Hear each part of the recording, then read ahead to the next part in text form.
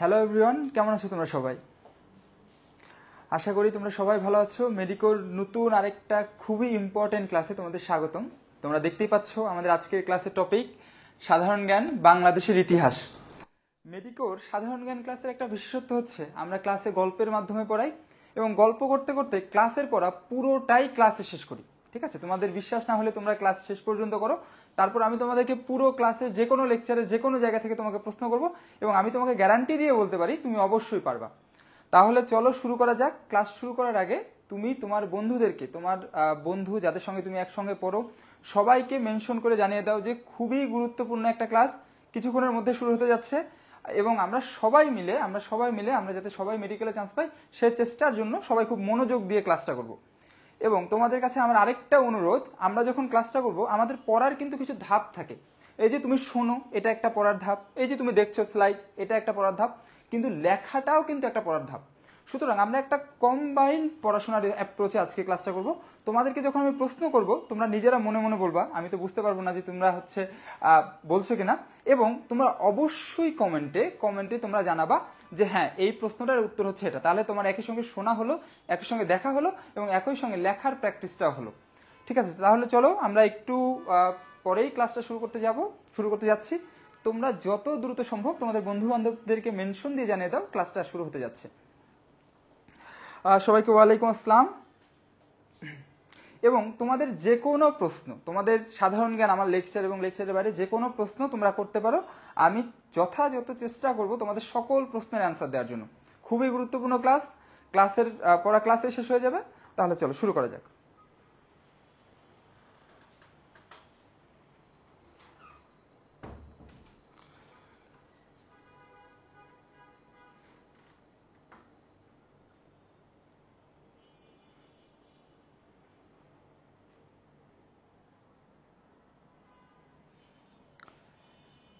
তাহলে দেখো যে হচ্ছে বাংলাদেশের ইতিহাস, এই টপিকে যাওয়ার আগে আমরা একটু দেখে আসি যে হচ্ছে আমরা জিকেটা কিভাবে পড়বো, বা জিকে আমাদের মেডিকেল অ্যাডমিশন টেস্টের যে সাধারণ জ্ঞান সেটা কিভাবে আসে।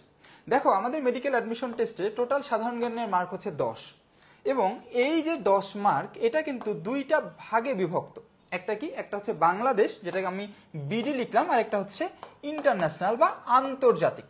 তার মানে আমাদের সাধারণ জ্ঞানের যে 10 মার্ক সেটা দুইটা ভাগে বিভক্ত, একটা হচ্ছে বাংলাদেশ বিষয়বলী এবং একটা আন্তর্জাতিক বিষয়বলী। এই যে বাংলাদেশ বিষয়বলী এখানে থাকে সাধারণত 7 থেকে 8 মার্ক। তাহলে তুমি দেখো কতটা গুরুত্বপূর্ণ। 10 মার্কের মধ্যে বাংলাদেশ বিষয়বলী থেকে থাকে 7 থেকে 8 মার্ক এবং আন্তর্জাতিক বিষয়বলী থেকে হচ্ছে 2 থেকে 3 মার্ক।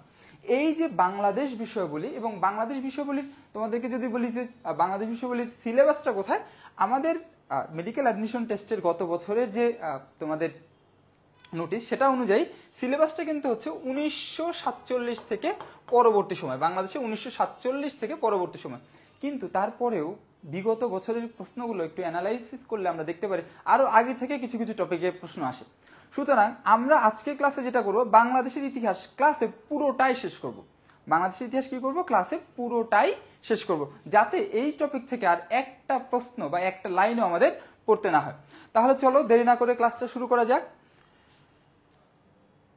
মেডিকোর ক্ষেত্রে, মেডিকো কোচিং এ তোমরা যারা আমাদের সঙ্গে যুক্ত হবে তারা জিকে কিভাবে পড়বা, তাদের জন্য খুবই সিম্পল একটা লাইন, আমরা জিকে ক্লাসে পড়া ক্লাসে শেষ করব। বাসায় যে তোমাদেরকে আমরা দেখিয়ে দেবো যে এই জায়গাগুলো তোমরা একটু গুরুত্ব দিয়ে পড়বা। দ্যাটস ইট, ক্লাসের পড়া মেডিকো কোচিং এ ক্লাসে শেষ হয়ে যাবে। তোমার বিশ্বাস না হলে তুমি শেষ পর্যন্ত ক্লাসটা করো।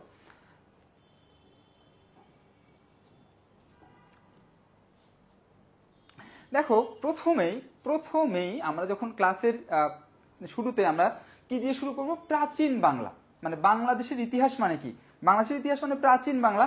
এই প্রাচীন বাংলা থেকে শুধু দুইটা প্রশ্ন আসে।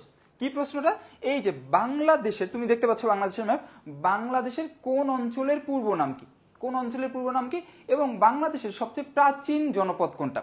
তাহলে তোমরা দেখো বাংলাদেশের সবচেয়ে প্রাচীন জনপদের কথা বলি, যে এই যে স্লাইডটা দেখতে পাচ্ছ অনেকগুলো জায়গা, পুন্ড, হরিকেল, সমতট, বঙ্গ, চন্দ্রদ্বীপ। একটু প্যাচ লাগছে না, প্যাচ খুলে দিচ্ছি। দেখো তোমাকে যদি বলে বাংলাদেশের সবচেয়ে প্রাচীন জনপদ কোনটা, আমরা কি পড়ছি? বাংলাদেশের জনপদ, যে বাংলাদেশের ইতিহাস পড়ছি।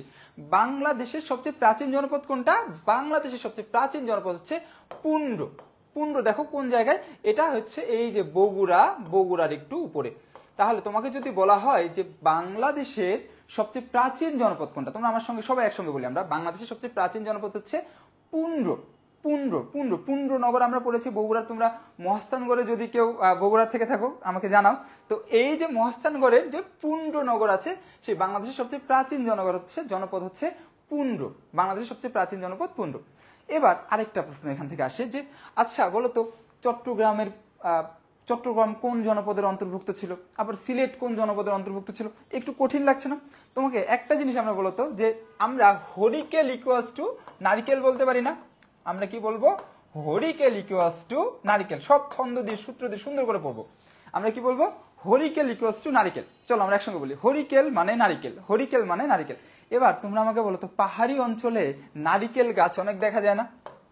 যখন নারিকেল গাছ, পাহাড়ি অঞ্চলে নারিকেল গাছ দেখা যায় না? তাহলে পাহাড়ি অঞ্চল কোনটা কোনটা?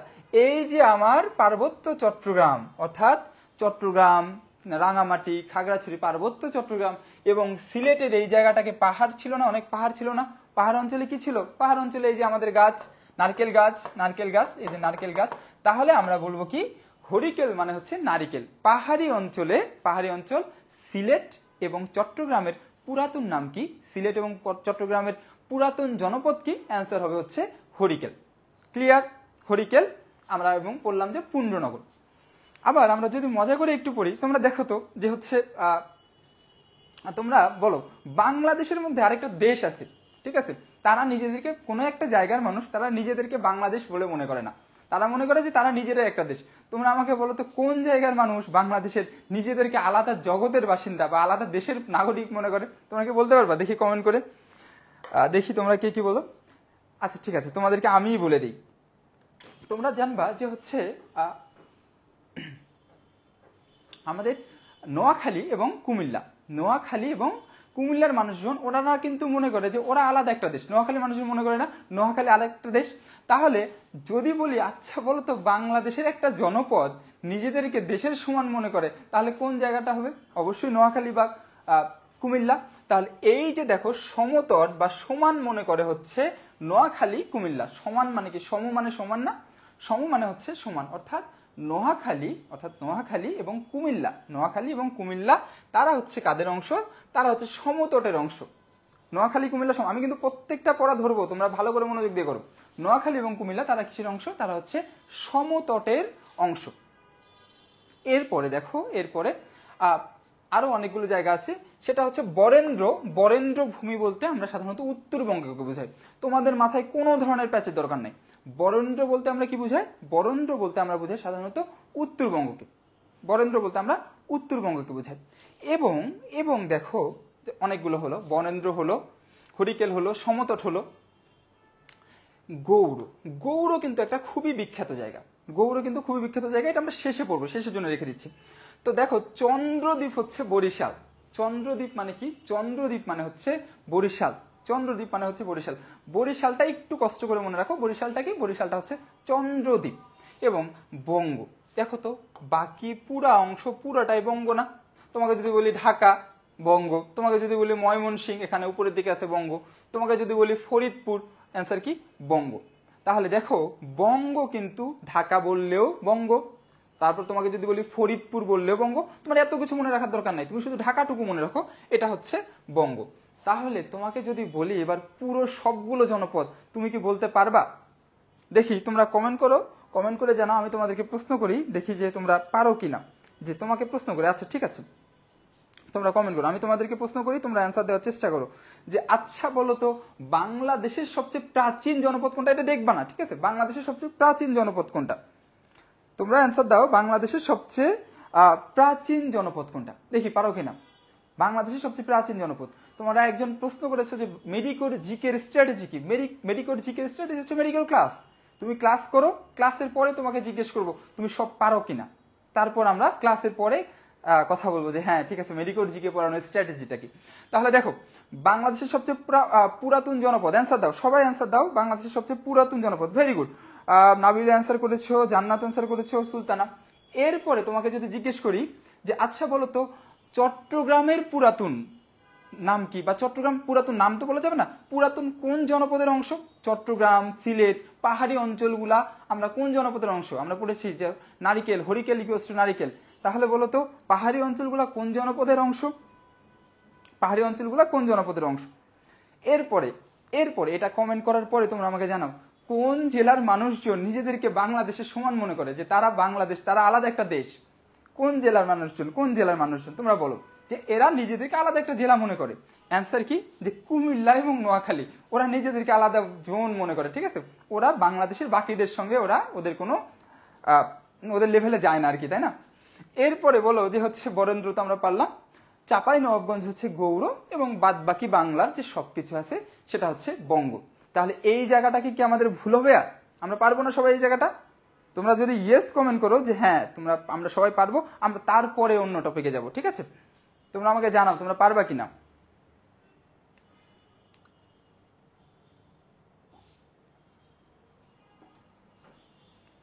দেখো এই যে আমরা হচ্ছে আমাদের এটা তোমাদের বইয়ের পেজ, আমাদের বইটাও তোমাদেরকে একটু একটু করে দেখাই। আমাদের বইটা কেন দেখাবো?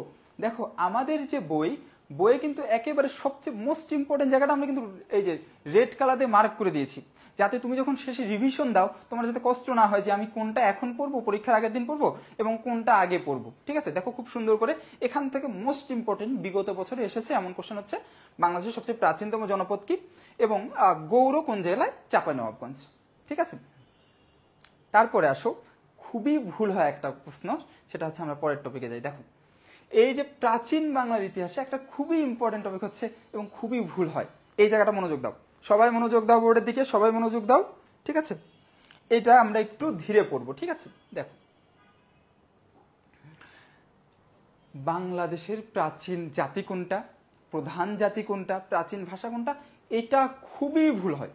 তোমরা যদিও এখনো নতুন, তোমরা জানো না যে পরীক্ষায়, তো তোমরা বলতে পারো ভাই আমি তো পরীক্ষায় দেইনি, কোথায় ভুল হয় কোথায় ভুল হয় না আমি কিভাবে বলবো? আমি তোমাকে বলি এই জায়গাটা খুবই ভুল হয়। তাহলে দেখো আমরা দুইটা লাইনে ভাগ করি, একটা হচ্ছে দেখো এরকম, আমি যদি দুইটা লাইনে ভাগ করি, একটা হচ্ছে আদি, একটা হচ্ছে আদি, জাস্ট দুইটা শব্দ দেখো, আদি, আরেকটা হচ্ছে প্রধান। কি দুইটা শব্দ লিখলাম, কি একটা শব্দ লিখলাম হচ্ছে আদি এবং আরেকটা শব্দ লিখলাম হচ্ছে প্রধান, আদি এবং প্রধান। তাহলে আদি প্রধান কি কি প্রশ্ন হতে পারে এখান থেকে? বাংলাদেশের আদি ভাষা কি, তারপরে বাংলাদেশের প্রাচীন প্রধান ভাষা কোনটা, এরকম একটা প্রশ্ন হতে পারে। তারপরে বাংলাদেশের যে প্রাচীন জাতিগোষ্ঠী, তারা সবচেয়ে প্রাচীন জাতিগোষ্ঠী কোনটা, এটা একটা প্রশ্ন হতে পারে। এবং আরেকটা প্রশ্ন যেটা হতে পারে, বাংলাদেশের প্রধান প্রাচীন জাতিগোষ্ঠী কোনটা। মানে একটু কমপ্লেক্স লাগলো না? প্রধান মানে হচ্ছে বাংলাদেশের প্রাচীন যে জাতিগোষ্ঠীগুলো আছে তার মধ্যে মেইন কোনটা, প্রধান মেইন, আর প্রাচীন মানে হচ্ছে সবচেয়ে পুরাতন কোনটা। তো ভাষার ক্ষেত্রে দেখো বাংলার আদি ভাষা বলুক বা প্রধান প্রাচীন ভাষা বলুক, অ্যান্সার হচ্ছে ভাষার ক্ষেত্রে হচ্ছে অস্ট্রিক। ক্লিয়ার? ভাষার ক্ষেত্রে কি তোমার আদি, প্রাচীন, মেইন, প্রধান যা বলুক না কেন প্রাচীন জনপদের, অ্যান্সার কি? অ্যান্সার হচ্ছে অস্ট্রিক। কিন্তু কিন্তু তোমাকে যদি জাতির কথা বলা হয় তাহলে কিন্তু একটু ব্যাচ আছে। বাংলাদেশের প্রাচীন জাতি হচ্ছে দ্রাবিড়, প্রাচীন জাতি হচ্ছে কি দ্রাবিড়। তোমরা ক্রিকেটার দ্রাবিড়কে চেনো?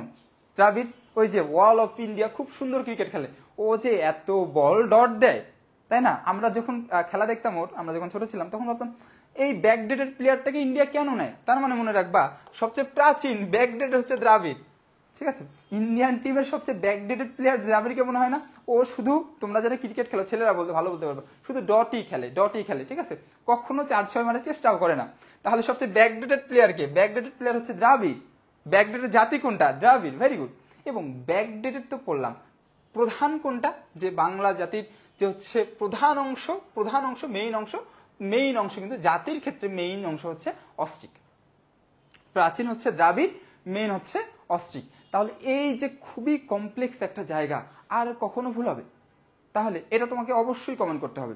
বাংলাদেশের সবচেয়ে প্রাচীন কোন জাতিগোষ্ঠীগুলো বাংলাদেশের প্রধান অংশ গড়ে ওঠে? প্রধান অংশ হচ্ছে অস্ট্রিক। প্রধান অংশ কি? প্রধান অংশ হচ্ছে অস্ট্রিক। এবং প্রাচীন কোনটা? প্রাচীন অংশ হচ্ছে দ্রাবিড়, প্রাচীন জাতি হচ্ছে দ্রাবিড়। ভাষার ক্ষেত্রে প্রাচীন বলুক, আদি বলুক, প্রধান বলুক, অ্যান্সার হবে হচ্ছে অস্ট্রিক ভাষার ক্ষেত্রে। ক্লিয়ার? আচ্ছা, তোমরা আমাকে বলো দেখি ক্লিয়ার কিনা, তোমরা আমাকে জানাও ক্লিয়ার। তোমরা যদি ক্লিয়ার হও তাহলে আমি নেক্সট টপিকে যাব, তোমরা ইয়েস কমেন্ট করে জানাও। আর যদি তোমাকে মনে হয় যে ভাই আরেকটু এই জায়গাটা ক্লিয়ার করে, তুমি সেটাও জানাও, আমি ক্লিয়ার করে তারপরে পরের টপিকে যাব, ঠিক আছে?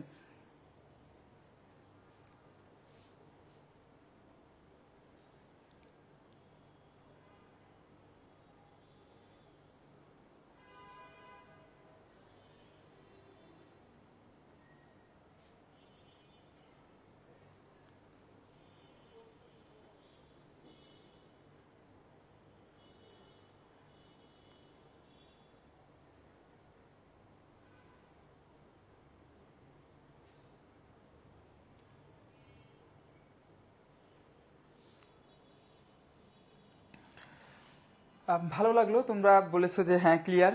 পরের টপিকে চলে যাই, চলো। তো এই টপিকে যাওয়ার আগে একটু তোমাকে ভূমিকা বলা দরকার, ঠিক আছে? এই টপিকে যাওয়ার আগে একটু ভূমিকা বলা দরকার। তার আগে একটু দেখে আসি যে প্রশ্নগুলা কি প্রশ্ন হচ্ছে।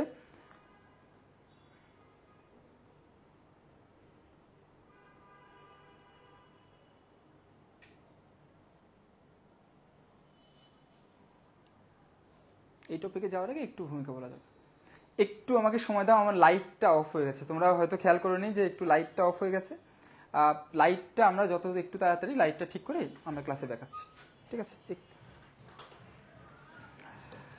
তাহলে চলো, যে হচ্ছে বঙ্গভঙ্গ। হঠাৎ করে তোমার মনে হতে পারে যে ভাইয়া বঙ্গভঙ্গতে হঠাৎ করে কোথা থেকে আসলেন, বা বঙ্গভঙ্গ জিনিসটা কি? তো বঙ্গভঙ্গের আগে কিছু টপিক যেটা আমাদের মেডিকেল অ্যাডমিশন টেস্টের জন্য অতটা গুরুত্বপূর্ণ না, একটু শুনে আসি। দেখো, যে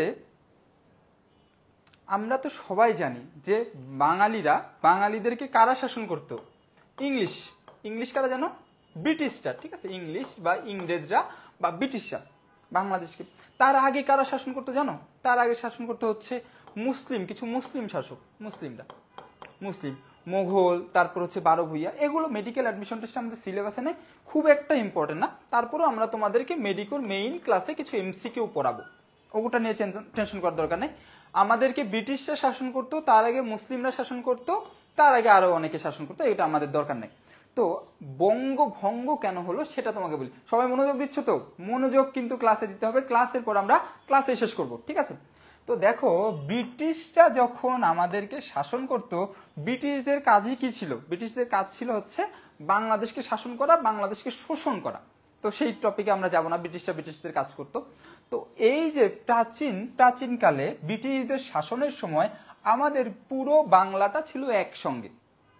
পুরো বাংলাটা মানে কি? আমরা ভারতের পশ্চিমবঙ্গের নাম কি শুনেছি? তোমরা আমাকে বলো তো, তোমরা কি ভারতের পশ্চিমবঙ্গের নাম শুনেছো? পশ্চিমবঙ্গ এবং বাংলাদেশ পুরোটা মিলে একসঙ্গে ছিল, পশ্চিমবঙ্গ এবং বাংলাদেশ।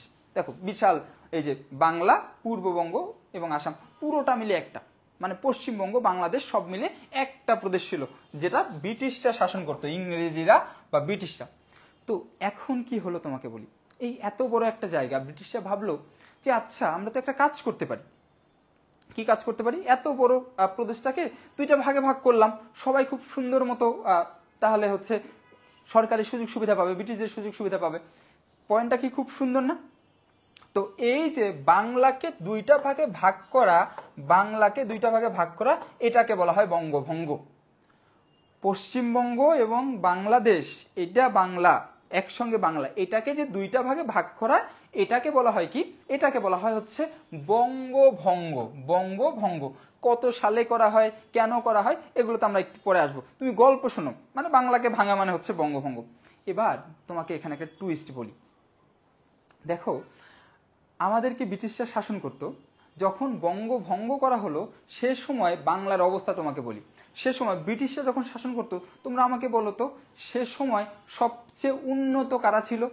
ঢাকার মানুষজন না কলকাতার মানুষজন? ব্রিটিশরা যখন শাসন করত, সবচেয়ে উন্নত কারা ছিল? উন্নত বলতে জ্ঞানে, বিজ্ঞানে, শিক্ষায়, ব্যবসায় সবচেয়ে উন্নত কারা ছিল? যদিও এটা একটু অন্যরকম শোনায়, কলকাতার নন মুসলিমরা বা হিন্দুরা সে সময় সবচেয়ে উন্নত ছিল। সে সময় সকল সুযোগ সুবিধা কোথায় ছিল? কলকাতায়। সকল ব্যবসা প্রতিষ্ঠান কোথায় ছিল? কলকাতায়। সকল বিজনেস, সকল বিশ্ববিদ্যালয় সবকিছু কোথায় ছিল? সবকিছু ছিল কলকাতায়। তাহলে এবার তোমরাই বলো, যখন বঙ্গভঙ্গকে দুইটা ভাগ করা হলো, বঙ্গকে আর উত্তরবঙ্গ মানে হচ্ছে পূর্ববঙ্গে তো ছিল বেশিরভাগ মুসলিমরা, তাহলে মুসলিমরা কি ভাগ করার ফলে খুশি হবে না কষ্ট পাবে? বঙ্গভঙ্গের ফলে মুসলিমরা খুশি হবে না কষ্ট পাবে? একটু বোরিং লাগছে, একটু মনোযোগ দিয়ে শোনো। বঙ্গভঙ্গের ফলে মুসলিমরা তো খুবই খুশি। যখনই ব্রিটিশরা বলছে যে বাংলাকে দুইটা ভাগে ভাগ করা হবে, মুসলিমরা খুবই খুশি। কেন মুসলিমরা খুবই খুশি? মুসলিমরা খুশি এখন ঢাকাতে বিশ্ববিদ্যালয় হবে, ঢাকাতে ব্যবসায়িক কেন্দ্র হবে, নতুন একটা প্রদেশ হইলে যা হয় আর কি। মুসলিমরা সবাই খুব খুশি যে এখন আমাদের কেন্দ্র হবে কি ঢাকা। কিন্তু ওই পাশে যারা কলকাতার বাসিন্দা তাদের কিন্তু খুবই মন খারাপ।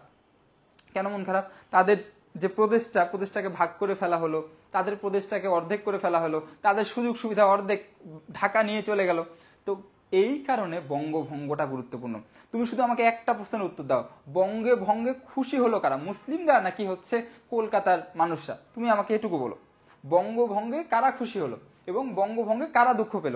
এটার পরে আসি আমরা বঙ্গভঙ্গ। দেখো এটা নিয়ে একটু বলছি। 1905 সালে বঙ্গভঙ্গ হয়। 1905 সালে বঙ্গভঙ্গ হয়। বঙ্গভঙ্গ করেন কে? বঙ্গভঙ্গ করেন হচ্ছে কার্জন। করেনতে হচ্ছে কার্জন, কতে করেন, কতে লর্ড কার্জন। আমরা এগুলো সবই স্লাইডে যাব, তুমি শুধু শোনো। আপাতত তোমার দায়িত্ব হচ্ছে শুধুমাত্র শোনা। বঙ্গভঙ্গ করেন কে? Lord Curzon. বঙ্গভঙ্গ করেন কে? Lord Curzon. বঙ্গভঙ্গ করার ফলে বঙ্গ দুই ভাগে ভাগ হয়ে যায়, বাংলা দুই ভাগে ভাগ হয়ে যায়। কি? একটা হচ্ছে পূর্ববঙ্গ বা বর্তমান বাংলাদেশ, এবং আরেকটা হচ্ছে পশ্চিমবঙ্গ, বর্তমান কলকাতার যে পশ্চিমবঙ্গ সেটা। বঙ্গভঙ্গের ফলে কারা খুশি হয়? মুসলিমরা। বঙ্গভঙ্গের ফলে কারা দুঃখ পায়? কলকাতার মানুষরা। এটুকু ক্লিয়ার? তো কলকাতার মানুষজন তো খুব কষ্ট পেল যে বঙ্গভঙ্গ হলো। তারা তুমুল একটা আন্দোলন করলো, তুমুল আন্দোলন। কি আন্দোলন? তুমুল আন্দোলন। যে না, আমাদের যে প্রদেশ সেটাকে আমরা দুই ভাগ করতে দেবো না। ইন্ডিয়ান বাংলা মুভিগুলোতে দেখো না, আমি তোমাকে যেতে দেবো না, ঠিক সেরকম যে না, আমাদের প্রদেশকে আমরা দুইটা ভাগে ভাগ করতে দেব না। তো তুমুল আন্দোলনের ফলে, আন্দোলন কারা করতেছে সে সময়? তো ব্যবসায়ীরা সব কলকাতায়, শিক্ষিত মানুষরা সব কলকাতায়, তাদের আন্দোলনের একটা জোর আছে না? সেই আন্দোলনের কারণে 1911 সালে লর্ড হার্ডিঞ্জ, ওই যে হার্ডিঞ্জ ব্রিজের নাম শুনছো না? পাকশি নাম শুনছো তোমরা? তোমরা কেউ আসো পাবনা কুষ্টিয়া এলাকার পাকশির হার্ডিঞ্জ ব্রিজ, বাংলাদেশের সবচেয়ে বড়, এক সময়কার বড় রেল সেতু, এখন নাই। তো এই যে বঙ্গভঙ্গ রদ মানে হচ্ছে বাতিল। বঙ্গভঙ্গ রদ করেন কে? বাতিল। আমি জাস্ট এখানে একটা স্লাইড, এটা রাফ স্লাইড, ঠিক আছে? আমরা পরবর্তী স্লাইডে সব দেখতে পাবো। বঙ্গভঙ্গ বাতিল করেন কে? বাতিল করেন হচ্ছে লর্ড হার্ডিঞ্জ। কত সালে? 1911 সালে। এইটুকু তোমরা আমাকে বলো, তুমি এইটুকু তোমরা বুঝছো কিনা? তাহলে দেখি তোমরা প্রশ্নের উত্তর দাও। বঙ্গভঙ্গ করা হয় 1905 সালে। কেন করে? ব্রিটিশরা দেখে এত বড় প্রদেশকে শাসন করতে কষ্ট হচ্ছে, দুইটা ভাগে ভাগ করি। বঙ্গভঙ্গ করার ফলে খুশি হয় কারা? মুসলিমরা। যে আমাদের একটা নতুন প্রদেশ হলো, আমাদের একটা নতুন বিশ্ববিদ্যালয় হবে, আমাদের নতুন সবকিছু হবে। তো বঙ্গভঙ্গের ফলে অখুশি হলো কারা? কলকাতার মানুষরা। পরে কলকাতার মানুষরা আন্দোলন করে 1911 সালে বঙ্গভঙ্গ রদ করে। তাহলে রদ করে কি? করেন হচ্ছে কার্জন, কতে করেন, কতে কার্জন। এবং রদ করেন কে? রদ করেন হচ্ছে হার্ডিঞ্জ। এবার এই যে হার্ডিঞ্জ ব্রিজ, দেখো সুন্দর হার্ডিঞ্জ ব্রিজ। তো এর পরের কনসিকুয়েন্স কি হইতে পারে তোমরা আমাকে বলো। পরের কি ঘটনা হতে পারে? আমি কিন্তু এখনো গল্প করছি, পুরোটা আমরা রিপিট করব। তো বঙ্গভঙ্গ রদ করা, বঙ্গভঙ্গ যখন বাতিল করা হলো, মুসলিমদের তো খুবই মন খারাপ। তো এই যে মুসলিমদের মন খারাপের কারণে পরবর্তীতে 1911 সালে বাতিল করা হলো। 1912 সালে একটা কমিশন গঠন করা হয়। সেই কমিশন পরবর্তীতে মুসলিমদের মন ভালো করার জন্য ঢাকা ইউনিভার্সিটি গঠন করে 1921 সালে। এটা তোমাদের আজকের ক্লাসের জন্য দরকার নাই, আমরা স্টিক টু দ্য বেসিক্স। খুবই যেটুকু বলতে পারবা। দেখি, বঙ্গভঙ্গ করা হয় 1905 সালে। করেন কে? কতে করেন, কতে কার্জন। বঙ্গভঙ্গের দুইটা পার্ট হয়, একটা হচ্ছে এই যে পূর্ব বাংলা, বর্তমান পূর্ব বাংলা, এবং আরেকটা পার্ট হচ্ছে আসাম। তো পূর্ব বাংলার যে গভর্নর, এটা একটু পড়ে নিবা। এবং বঙ্গভঙ্গের ফলে সৃষ্ট নতুন প্রদেশের রাজধানী ছিল ঢাকায়। এইটা হচ্ছে লাইন। পারবো না আমরা? পারবো। তারপর দেখি যে মুসলিম লীগ। এখন বঙ্গভঙ্গের ফলে তো ঢাকা যখন একটা নতুন প্রদেশ হলো, নতুন প্রদেশের কি রাজনৈতিক দল দরকার? ঢাকা তো এতদিন কিছুই ছিল না, হঠাৎ করে ঢাকা একটা প্রদেশের রাজধানী হয়ে গেল। তো রাজধানী হওয়ার যাওয়ার পরে ঢাকার একটা রাজনৈতিক দল দরকার নাই? মুসলিমদের একটা নতুন প্রদেশ হলো, মুসলিমদের কি একটা রাজনৈতিক দল দরকার না? সেই জন্য 1905 সালের পরে ঠিক 1906 সালে দেখো যে বঙ্গভঙ্গের ফলে মুসলমানদের প্রথম রাজনৈতিক দল হচ্ছে মুসলিম লীগ। প্রতিষ্ঠা করেন কে? নবাব সলিমুল্লাহ। স্যার সলিমুল্লাহ মেডিকেল কলেজে কিন্তু তোমাদের দেখতে চাই, ঠিক আছে? ভালো করে পড়াশোনা করো, নবাব সলিমুল্লাহ পড়বো এবং সলিমুল্লাহ মেডিকেল কলেজে চান্স পাবো। তোমাদের অনেকের মন খারাপ হয়ে যাচ্ছে, না ভাই আমি তো ঢাকা মেডিকেলে পড়বো। ঠিক আছে, যারা ঢাকায়, ঢাকা সলিমুল্লাহ এই দুই মেডিকেলের মধ্যে কিন্তু পড়তে হবে, খুবই ভালো করে পড়বা তোমরা। এবং মুসলিম লীগ প্রতিষ্ঠিত হয় কোথায়? ঢাকায়। তাহলে এই যে যতগুলো আমরা পড়লাম এখন পর্যন্ত, কারো কি কোথাও সমস্যা আছে? তুমি বলো, আমরা একটা স্লাইড ক্লাস টেস্ট এখন নিব, ঠিক আছে? তোমরা বলো কারো কোথাও রিপিট করতে হবে কিনা, না হলে ফোন নিয়ে বসে পড়ো। এবার আমরা প্রশ্নের উত্তর পড়বো যে আমরা ক্লাসে যা যা পড়লাম সব আমরা পারি কিনা, আমরা যা যা পড়লাম সব আমরা পারি কিনা। দেখি, চলো দেখা যাক আমরা সব পারি কিনা।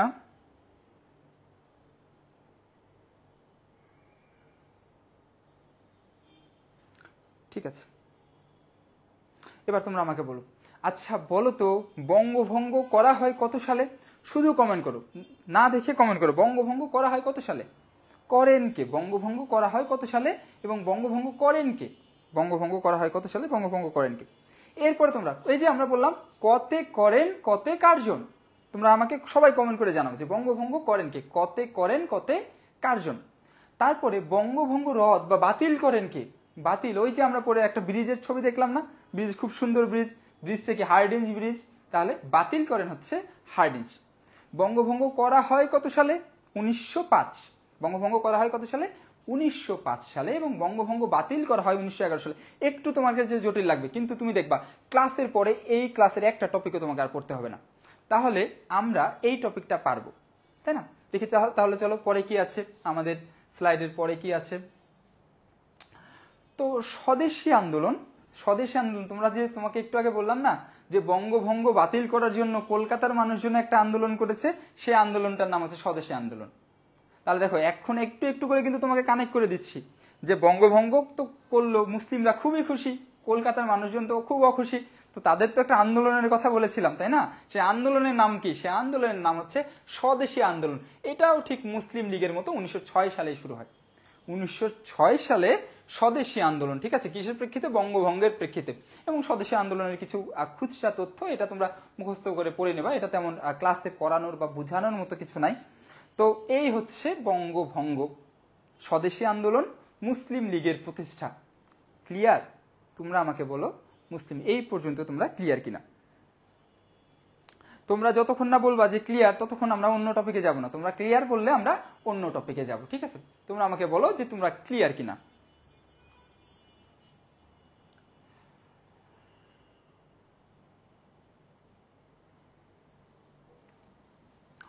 দেখো দেখো সাধারণ জ্ঞান কিন্তু খুব মজার। আমরা যদি গল্প করে পড়ি তাহলে সাধারণ জ্ঞান কিন্তু তোমাদের খুব মজা লাগবে।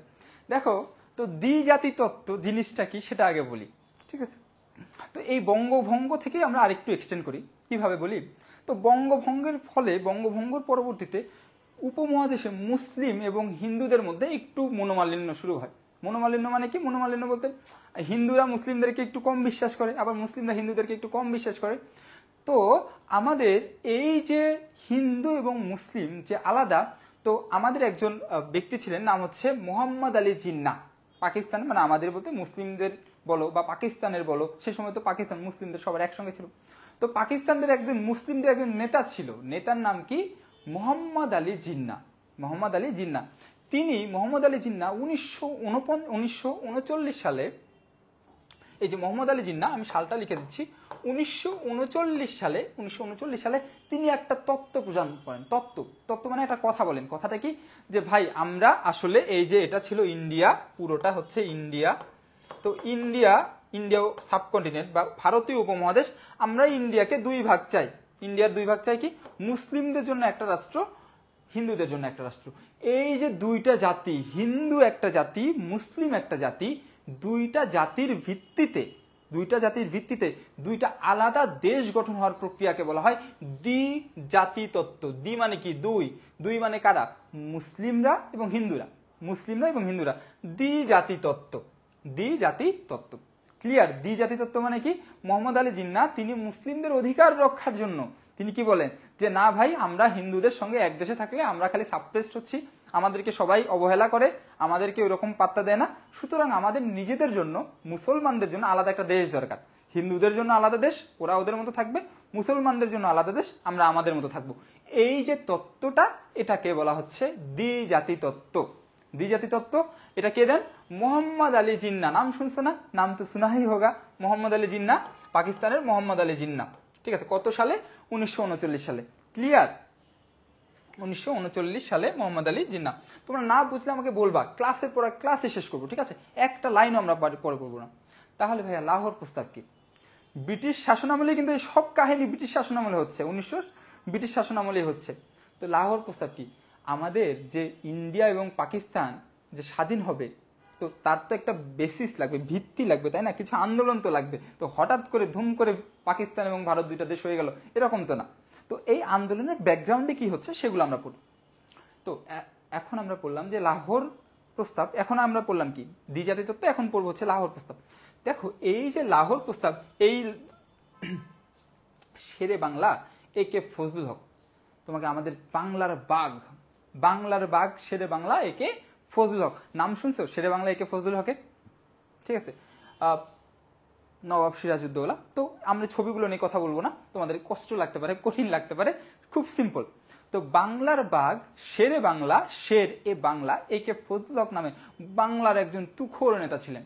সে তুখোর নেতা, তো মোহাম্মদ আলী জিন্নাহ সাহেব যখন বললেন যে দ্বিজাতি তত্ত্ব মানে দুইটা দেশ দরকার, একটা দেশ কাদের? মোহাম্মদ আলী জিন্নাহ সাহেব বললেন একটা দেশ হচ্ছে মুসলিমদের একটা দেশ, আর একটা দেশ হচ্ছে হিন্দুদের বা হিন্দুদের একটা দেশ। এটা কে বললেন? জিন্নাহ সাহেব। ঠিক আছে, জিন্নাহ সাহেব এটা বললেন। কিন্তু শের এ বাংলা, বাংলার শের, বাংলার বাঘ, তিনি কিন্তু একটা কথা বললেন যে দুইটা মুসলিমদের জন্য স্টেট না, মুসলিমদের জন্য স্টেটস, একটা স্টেটস, এই একটা এসই হচ্ছে লাহোর প্রস্তাব। কত সুন্দর দেখছো? এই একটা এস মানে কি? তিনি বললেন, সেটা বাংলা একে ফজলুল হক বললেন, মুসলিমদের জন্য স্টেটস দরকার, অর্থাৎ স্টেটস প্লুরাল। তার মানে কি? ওই পাশে পাকিস্তান একটা দেশ হবে এবং এই পাশে আমরা যে বাংলাদেশ, আমরা যে পূর্ববঙ্গ ছিলাম সে সময়, তাদের জন্য আরেকটা দেশ হবে। তাহলে তোমাকে যদি বলা হয় বাংলাদেশের স্বাধীনতার ভিত কার মধ্যে নিহিত ছিল? বাংলাদেশের স্বাধীনতার ভিত, এই সেই লাহোর প্রস্তাব। বাংলাদেশের স্বাধীনতার ভিত কার মধ্যে নিহিত ছিল? লাহোর প্রস্তাব। দেখো কত সুন্দর জিনিস দেখছো। তিনি বললেন কি, মুসলিমদের জন্য দরকার স্টেটস।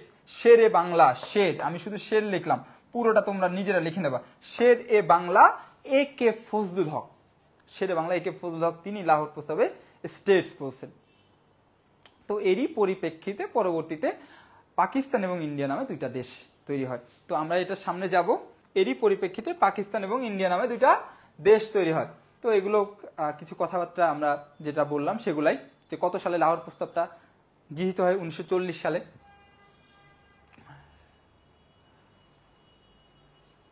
তো এখন পর্যন্ত আমরা কোথায় আসলাম? আমরা ইতিহাসে কিন্তু একটু একটু করে আগাচ্ছি। প্রথমে পড়লাম প্রাচীন যুগ, তারপরে আমরা দেখলাম যে বঙ্গভঙ্গ কি, তারপরে দেখলাম যে লাহোর প্রস্তাব কি, দ্বিজাতি তত্ত্ব কি। আমার এখন দেশ ভাগ হয়ে গেছে, তাই না? দেশ ভাগ হয়ে গেল। তো দেশ ভাগ হলো কিভাবে, এটা এখন আমরা পড়বো। দেশ বিভাগ, তোমরা তো জানো এতদিন পর্যন্ত শুধু শুনে আসছো যে ভারত এবং পাকিস্তান একসঙ্গে ছিল, দুইটা দেশ হয়ে গেল। কত সালে?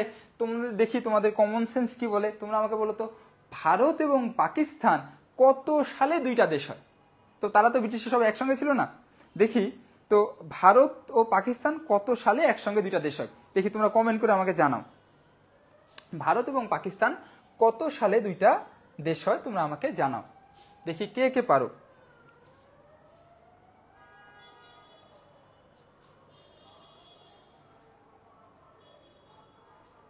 তোমরা কিন্তু ক্লিয়ার না হলে অবশ্যই কমেন্ট করবে, ঠিক আছে? আমার দায়িত্ব হচ্ছে আমার ক্লাসের পড়া, মেডিকোর দায়িত্ব হচ্ছে ক্লাসের পড়া ক্লাসে শেষ করা। মেডিকোর মতো তুমি অসাধারণ ক্লাস তুমি কোথাও পাবে না। আমি তোমাকে এটা গ্যারান্টি দিচ্ছি, তুমি একদিন মেডিকোর অফলাইন ব্রাঞ্চে, যে কোনো দিন মেডিকোর যে কোনো অফলাইন ব্রাঞ্চ তোমার জন্য খোলা, তুমি আসো একদিন একটা ক্লাস করো, তারপরে তুমি জাজ করো যে হ্যাঁ আসলে ক্লাস কিভাবে হয়। ঠিক আছে, দেখো যে কত সালে, ভেরি গুড, তোমরা অনেকে অ্যান্সার করেছো 1947 সালে। 1947 সালে ইন্ডিয়া এবং পাকিস্তান দুইটা ভাগে ভাগ হয়। ফাহাদ অ্যান্সার করেছো, প্রাপ্তি অ্যান্সার করেছো, তারপর হচ্ছে এটা কি তৃষা অ্যান্সার করেছো, প্রভা অ্যান্সার করেছো। ছেলেরা তোমরা কি তোমাদের জন্য কিন্তু মেডিকেলে কিছুদিন পরে কোটার ব্যবস্থা করতে হবে, ঠিক আছে? তো দেখো এই যে না, রোহান ছেলেদের মান সম্মান রক্ষার জন্য চলে এসেছে, রোহান অ্যান্সার করেছে। তো এবার আমরা একটু জিনিস পড়ি যে বাংলাদেশ এর যে পূর্ব উত্তরসূরি পাকিস্তান এবং ইন্ডিয়া দুই ভাগে ভাগ হবে। তো একটা দেশ ভাগ হওয়ার জন্য একটু ঘটনা আছে, ঘটনাটা কি তোমাকে বলি। যে দেশ ভাগ হওয়ার সময় তো ইংল্যান্ড বা ব্রিটিশরা, ইংল্যান্ডের যে রানী, তিনি বললেন যে হচ্ছে সে সময় আমাদের ইন্ডিয়ার যে প্রধান, ইন্ডিয়ান উপমহাদেশের যে প্রধান ছিল সে হচ্ছে লর্ড মাউন্টব্যাটেন। নাম কি? Lord Mountbatten. Lord Mountbatten. তাহলে ইন্ডিয়ার শেষ ভাইসরয়কে লর্ড মাউন্টব্যাটেন। তাহলে ইন্ডিয়ার ব্রিটিশ শেষ শাসককে লর্ড মাউন্টব্যাটেন। শুধু নামটা মনে রাখো, এখন মুখস্থ করার দরকার নাই। তো ইন্ডিয়ার যে ইংল্যান্ডের রানী লর্ড মাউন্টব্যাটেনকে বললো, এই মাউন্টব্যাটেন তুই যা, ওদেরকে দুইটা ভাগ করে দিয়ে আয়।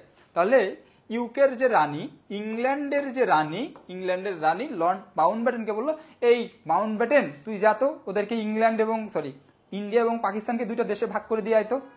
তো মাউন্টব্যাটেন হ্যাঁ ঠিক আছে, খুবই অনুপ্রাণিত মাউন্টব্যাটেন সাহেব, সে আসলো যে আমি ইন্ডিয়া এবং পাকিস্তান দুইটা ভাগে ভাগ করব। তো মাউন্টব্যাটেন তিনি আবার বললো যে না ঠিক আছে, ভাগ তো করবো, একটু সুন্দর করে করি যাতে সবাই একটু গ্রহণযোগ্যতা পায়। তো মাউন্টব্যাটেন সাহেব তিনি আবার র্যাডক্লিফ নামে এক লোকজনকে নিয়ে একটা কমিশন গঠন করলো। র্যাডক্লিফ নামে এক ব্যক্তিকে বললো, একটা কমিশন গঠন করলো।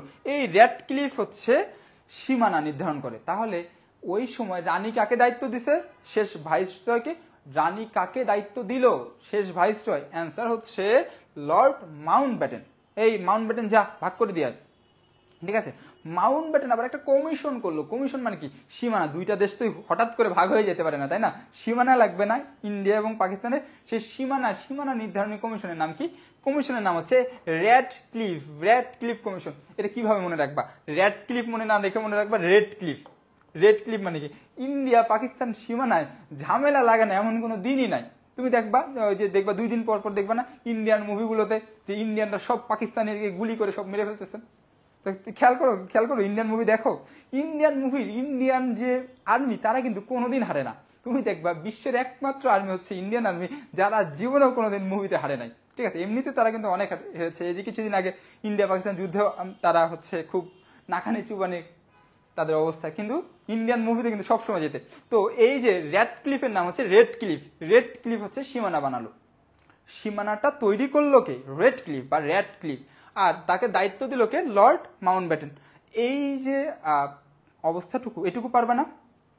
শেষ ভাইসরয় হচ্ছে মাউন্টব্যাটেন দায়িত্ব দিয়েছিল কাকে? রেডক্লিফ। আমরা একটা নেমোনিক বার করলাম যে আমাদের যাতে মনে থাকতে সুবিধা হয়। রেডক্লিফ সে হচ্ছে সীমানা, র্যাডক্লিফ সীমানা, মাউন্টব্যাটেন হচ্ছে আমার শেষ ভাইসরয়। তো দেখো, তো এই যে ম্যাপটা জাস্ট একটু সুন্দর করে দেখো, এটা ইন্ডিয়া, পাকিস্তান। তো দেশ স্বাধীন হবে না কেন বাংলাদেশ? দেখো এখানে হচ্ছে পাকিস্তানের একটা অংশ, এখানে হচ্ছে বাংলাদেশ। তো এইভাবে কোনো দেশ হয়? তোমরাই বলো যে একটা দেশের এখানে একটা অংশ, এখানে একটা অংশ, মাঝখানে বিশাল জাদ্রেল ইন্ডিয়া। তো এই দুইটা দেশ তো আর স্বাধীনতা আসলে হওয়ারই ছিল, তাই না? ঠিক আছে, চলো আমরা অন্য জায়গায় যাই। তো পাকিস্তান, কিছু খুচরা প্রশ্ন। পাকিস্তান নামকরণ কে? এই যে চৌধুরী রহমত আলী। পাকিস্তান নামকরণ কে? চৌধুরী রহমত আলী। তো দেশ বিভাগের যে বিষয়টা খুবই সুন্দর করে আমি বললাম যে ভাগ করলো র্যাডক্লিফ কমিশন সীমানার মাধ্যমে। শেষ ছিল ভাইসরয় ছিল লর্ড মাউন্টব্যাটেন। তো এই যে লর্ড মাউন্টব্যাটেন এই কত সালে ভাগ হয়? তোমরাই অ্যান্সার করেছো 1947 সালে। আমি শুধু একটু তারিখটা দিলাম। এটা হচ্ছে পাকিস্তান হচ্ছে 14ই অগাস্ট, আর হচ্ছে ভারত হচ্ছে 15ই অগাস্ট। ভারত হচ্ছে 15ই অগাস্ট। ক্লিয়ার না? ভারত হচ্ছে 15 অগাস্ট, শুধু আমি এ লিখি, ঠিক আছে? ভারত হচ্ছে 15 অগাস্ট আর পাকিস্তান হচ্ছে 14 অগাস্ট। পারবো তো আমরা? আমার ক্লাসে কিন্তু সবাইকেই পারতে হবে, ঠিক আছে? না পারলে কোনো না পারার কোনো অপশন নাই আর কি। তো এবার তোমরা আমাকে বলো, আমি কি খুব তাড়াতাড়ি যাচ্ছি নাকি ঠিক আছে? এবার তোমরা আমাকে বলো, খুব মজার একটা জায়গায় আসছি, যে পাকিস্তান যে হলো, নতুন পাকিস্তানে কে প্রধানমন্ত্রী কে মুখ্যমন্ত্রী, এই নামগুলো অনেক জটিল লাগে না? তো তোমরা কি পারো এই নামগুলো? তোমরা আমাকে বলো যে ভাইয়া তোমাদের কে কে জীবনে প্রথমবার এখন সাধারণ জ্ঞান পড়ছো, এটা আমাকে একটু কমেন্ট করে জানাও যে তোমাদের মধ্যে কে কে আছো যে জীবনে প্রথমবার সাধারণ জ্ঞান একটা ক্লাসে অংশগ্রহণ করেছো, দেখি পারো কিনা। তোমাদের যদি কোনো প্রশ্ন থাকে ক্লাসে পড়ে, সকল প্রশ্ন ক্লাসে পড়ে, ঠিক আছে? এখন তোমাদের মূল টার্গেট হচ্ছে ক্লাসটা অ্যাবজর্ব করা, ক্লাসের পড়াটা নিজের ভিতরে নেওয়া। তো ক্লাসের পরে আমি সকল প্রশ্নের উত্তর দেবো, ঠিক আছে? এখন কোনো প্রশ্ন না, তোমাদের পড়া রিলেটেড বা পড়ার বাইরে যে কোনো প্রশ্ন ক্লাসের পরে, ওকে? তো দেখো, পাকিস্তান তো একটা নতুন দেশ হলো। তুমি একটা জিনিস খেয়াল করবা, জানো যে জগতে কিন্তু ভালো মানুষের কোনো দাম নাই। জগতে ভালো মানুষের কোনো দাম নাই। দাম কার? হচ্ছে তেলবাজদের। এটা কি কারেক্ট নাকি রং? তোমরা আমাকে কমেন্ট করে জানাও। তো জগতে কিন্তু ভালো মানুষের কোনো দাম নাই, সকল দাম হচ্ছে তেলবাজদের। তো দেখি কেন আমি এই কথাটা বললাম। দেখো, তো পাকিস্তান যখন দেশ হলো, তখন একটা নিয়ম হলো যে 1947 সালের আগে যারা নেতা ছিল, 1947 সালের আগে যারা নেতা ছিল পাকিস্তানের পরে, 1947 সালের পরে তারাই নেতা থাকবে। তাহলে 1947 সালের আগে পাকিস্তানের নেতা ছিল মোহাম্মদ আলী জিন্না, 1947 সালের পরে পাকিস্তানের নেতাকে মোহাম্মদ আলী জিন্না। তো পাকিস্তানের যে রাষ্ট্রপতি, যেটাকে বলা হয় গভর্নর, তো এটাকে মোহাম্মদ আলী জিন্না। কোনো ক্লিয়ার ডাউট আছে কোনো? যারা নেতা ছিল তারাই নেতা থাকবে। পাকিস্তানের নেতা ছিল কি? পাকিস্তানের নেতা ছিল হচ্ছে মোহাম্মদ আলী জিন্না। এবার মোহাম্মদ আলী জিন্নার পরে পাকিস্তানে সবচেয়ে বড় নেতা ছিল শেরে বাংলা একে ফজলুল হক। তাহলে পাকিস্তানের প্রধানমন্ত্রী যেটা দ্বিতীয় পোস্ট, পাকিস্তানের প্রধানমন্ত্রী যেটা second post of Pakistan, first post হচ্ছে গভর্নর।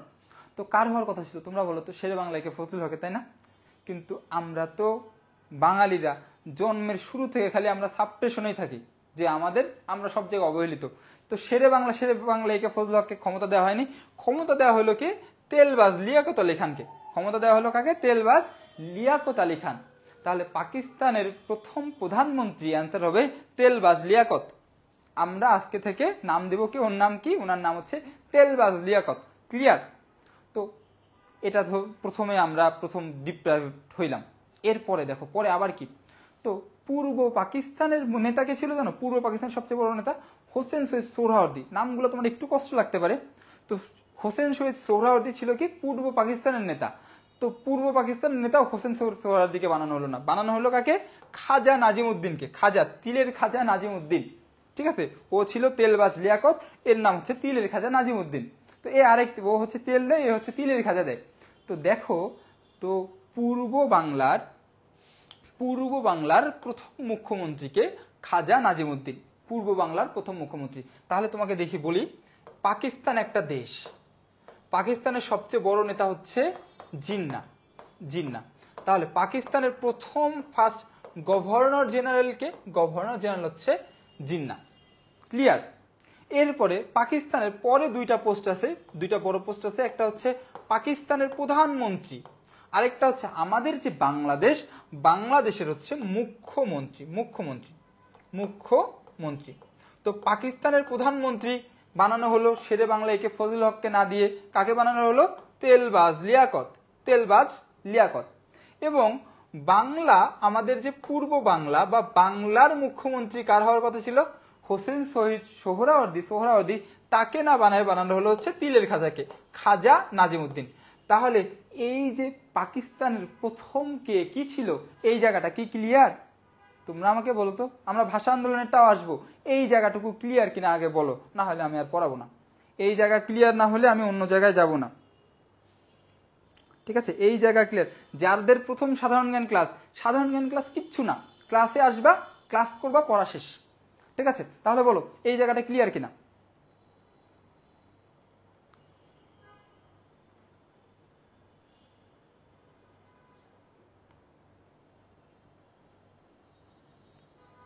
তোমরা আমাকে বলো, ঠিক আছে? যাদের কাছে একটু কষ্ট লাগছে মনে করার জন্য, তাদেরকে আমি একটু পরে খুবই সুন্দর আরো গল্পের মাধ্যমে, ছন্দের মাধ্যমে পড়াবো, ঠিক আছে? যাদের কাছে বোরিং লাগছে তাদেরকে ছন্দের মাধ্যমে পড়াবো, ঠিক আছে? একটু ওয়েট করো।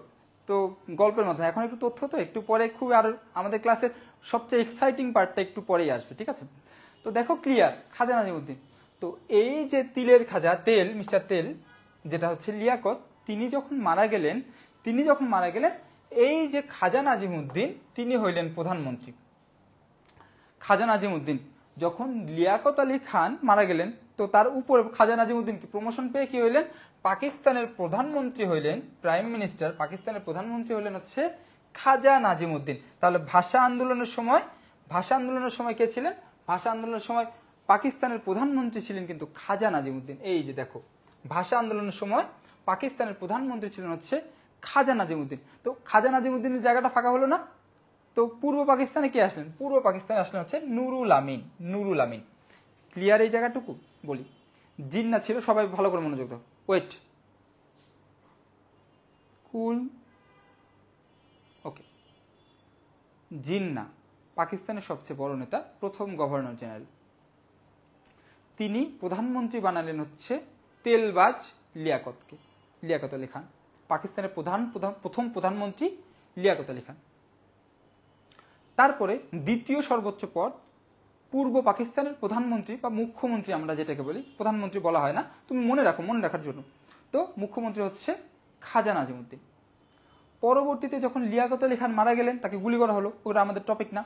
তো দ্বিতীয় পোস্টটা ফাঁকা হয়ে গেল না, খাজা নাজিমুদ্দিন উড়ে এসে প্রধানমন্ত্রী হলেন। তাহলে ভাষা আন্দোলনের সময় পাকিস্তানের প্রধানমন্ত্রীকে, লিয়াকত আলী খানের জায়গায় কে?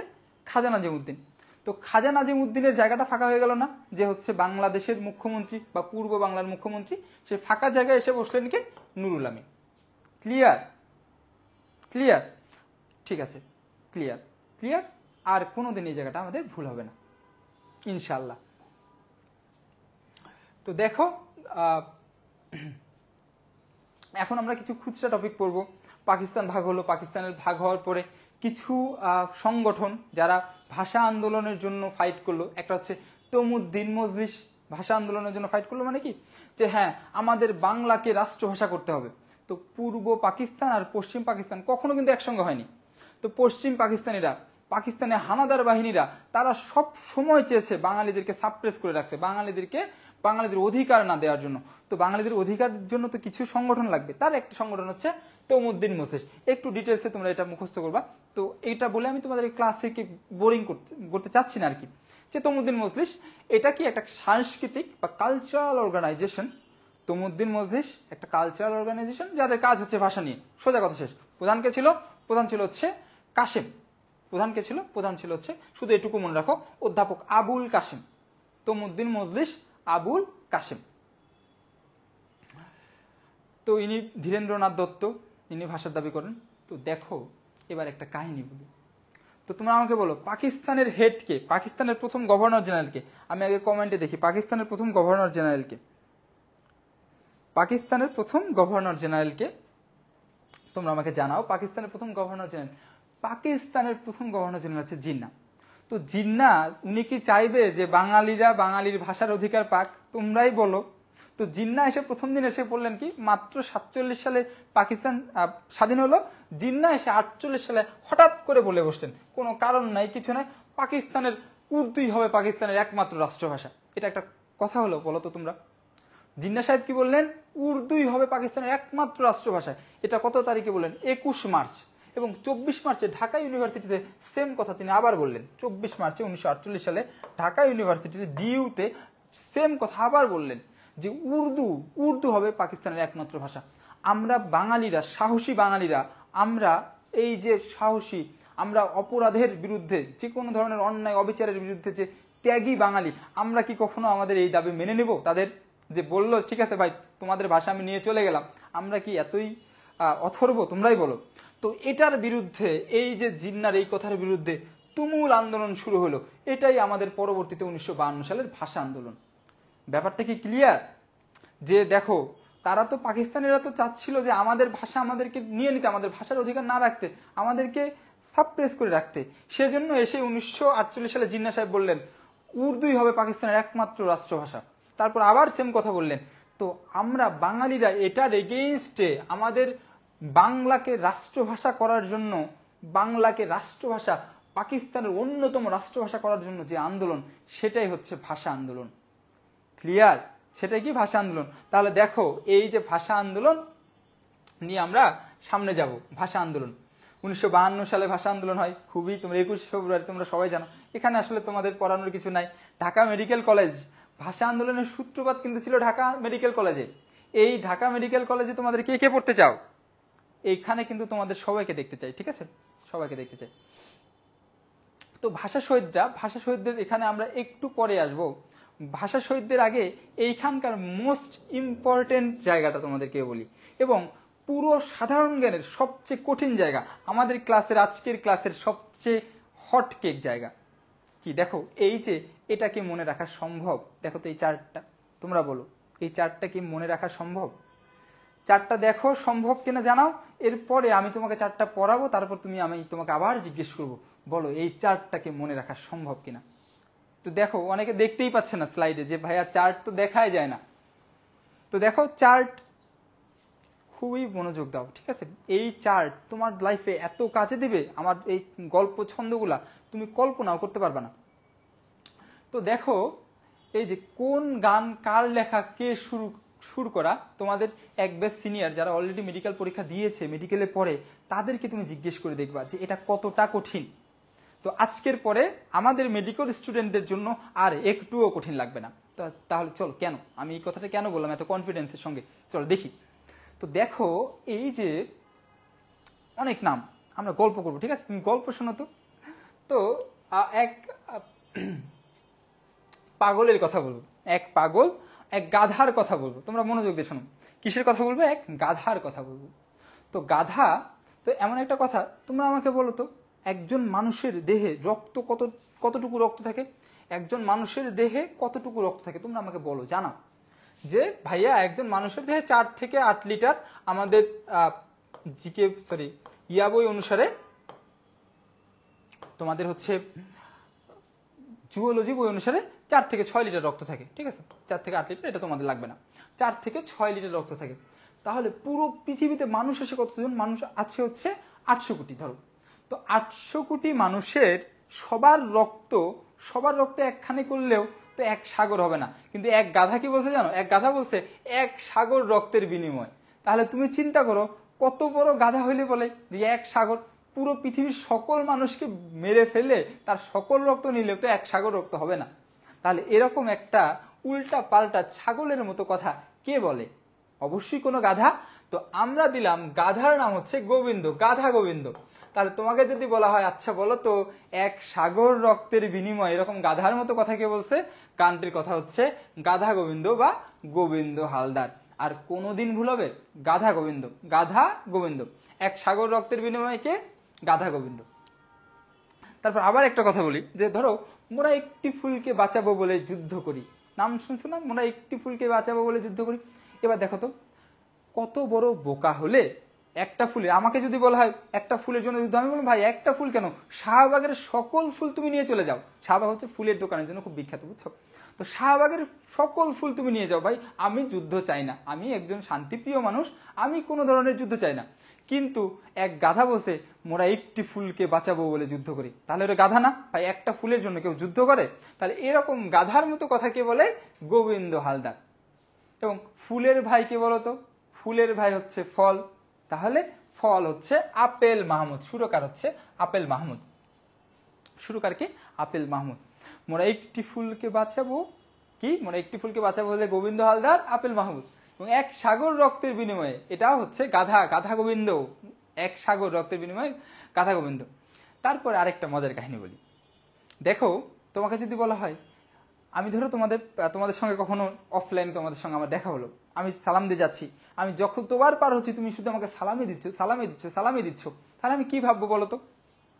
তুমি আমাকে বলো, তুমি যদি আমাকে অনেকবার সালাম দাও তাহলে আমি কি ভাববো না এই ছেলেটা তো অনেক ভালো, খুবই খোদা ভীরু, তাই না? এরকমই ভাববো না? খুবই খোদা ভীরু। তাহলে এই যে সালাম হাজার সালাম, যে অনেক খোদা ভীরু, অ্যান্সার কি? ফজলে খোদা। অ্যান্সার কি হবে? কে গীতিকার, কে কথাকার, ফজলে খোদা। অনেকবার সালাম দিল, ফজলে খোদা। অনেকবার সালাম দিল, অ্যান্সার কি? অনেকবার সালাম দেওয়ার কারণে হচ্ছে ফজলে খোদা। তারপর আবার আরেকটা গান দেখি, দেখো আমি তোমাকে কিন্তু একটু পরে স্লাইডটা চেঞ্জ করে তোমাদের সবাইকে ধরবো, দেখি পারো কিনা। যে ধন ধান্যে পুষ্প ভরা, গান শুনছো না?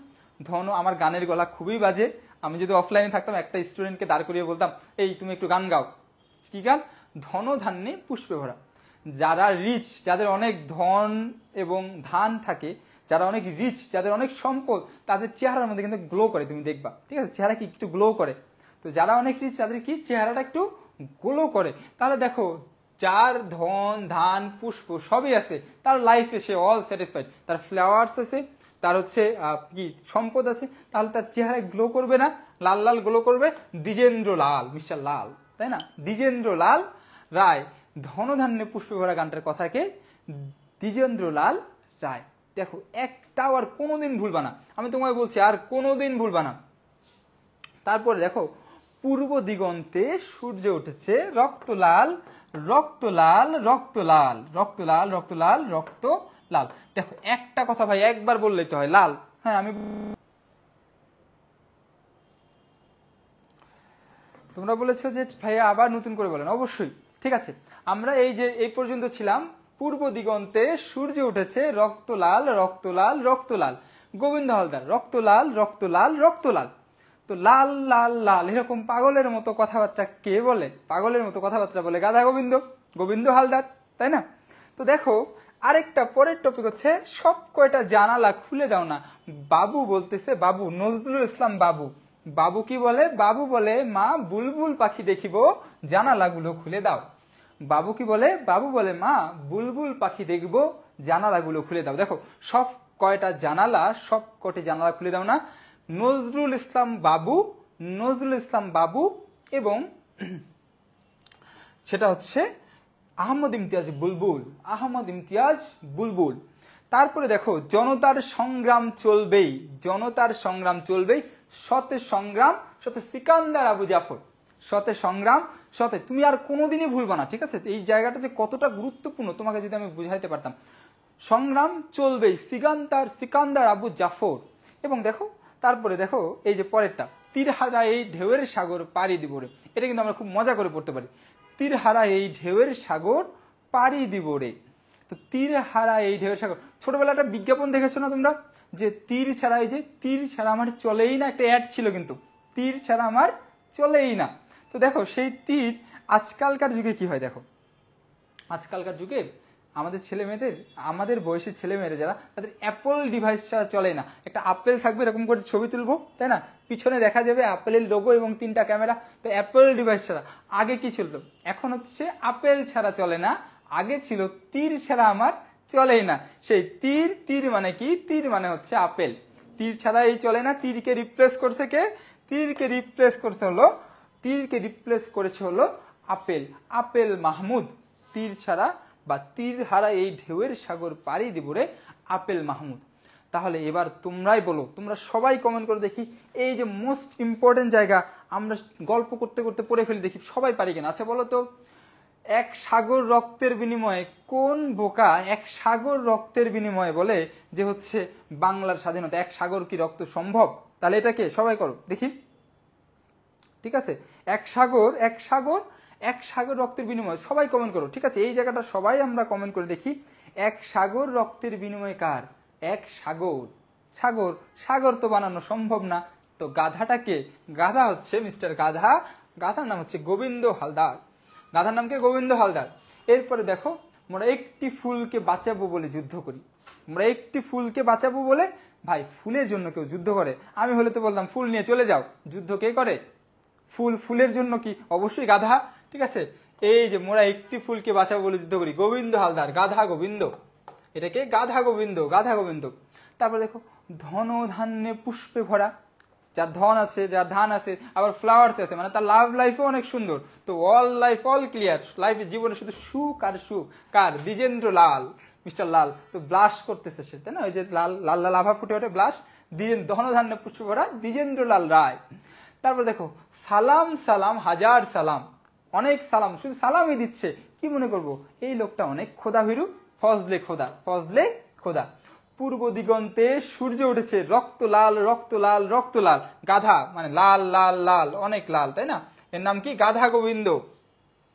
বাবু বলতেছে মাকে, মা সবগুলো জানালা খুলে দাও না, আমি বুলবুল পাখি দেখবো। মা সব কয়টা জানালা খুলে দাও না, আমি বুলবুল পাখি দেখবো। কে সব করে জানালা খুলে দাও না? নজরুল ইসলাম বাবু। সংগ্রামতে সিকান্দার এবং তীর ছাড়া আমার চলেই না, আপেল ছাড়া আমার চলেই না। ঠিক আছে, তীর হারা এই ঢেউয়ের সাগর, পাড়ি দেবো রে আপেল মাহমুদ। ক্লিয়ার? পারবো? সবাই তোমরা আমাকে কমেন্ট করে জানাও আমরা সবাই পারবো কিনা। তোমরা আমাকে কমেন্ট করে জানাও আমরা সবাই পারবো কিনা। সবাই যদি কমেন্ট করে জানাও হ্যাঁ পারবো, তাহলে আমরা অন্য টপিকে যাব, না হলে অন্য টপিকে যাব না। সবাই যদি আমাকে কমেন্ট করে জানাও যে হ্যাঁ ভাই আমরা পারবো এই টপিক, তাহলে আমি অন্য টপিকে যাব, না হলে যাব না। তাহলে আমরা যাব, না হলে যাব না। ঠিক আছে, তাহলে দেখি তোমরা কি কমেন্ট করো। দেখি তোমাদের কমেন্টগুলো একটু পড়ে আসি, যে তোমাদের কেমন লাগছে ক্লাস সেটাও আমাকে জানাও, যে কোনো জায়গায় রিপিট করতে হলে সেটাও আমাকে জানাও। তো দেখি তোমাদের কমেন্ট। পারবো, সবার আগে রিমন বলেছে রিমন পারবে। ঠিক আছে, দেখি আর কি। লাভলি আক্তার, এতক্ষণ পরে তুমি ফজলে খোদা কোথায় থেকে পেলা? ফজলে খোদা তো বহু আগে ছিল, তো ফজলে খোদা এখন থেকে কোথায় আসলো, তাই না? ফজলে খোদা কোথা থেকে আসলো? ফজলে খোদা মিস্টার খোদা কোথা থেকে আসলো? তো একজন পারবা, তো অনেকেই পারবা বলছে। তো তুমি পারলেই আমার সার্থকতা, এত কষ্ট করে ক্লাস নিচ্ছি, তুমি পারলেই সার্থকতা। শুধু এখন পারলে হবে না, মেডিকেল অ্যাডমিশন টেস্টের যে কোশ্চেন তুমি যখন পরীক্ষা দেবা তখনও কিন্তু তোমাকে পারতেই হবে। ঠিক আছে, তো আশা করি তোমার সঙ্গে মেডিকোতে দেখা হবে, না মেডিকোতে না, তোমার সঙ্গে আমি মেডিকেলে দেখা করতে চাই। তোমার সঙ্গে আমি মেডিকেলে দেখা করতে চাই। তুমি ভালো করে পড়ো, ইনশাল্লাহ ঢাকা অথবা সলিমুল্লাহ তোমার সঙ্গে দেখা হবে।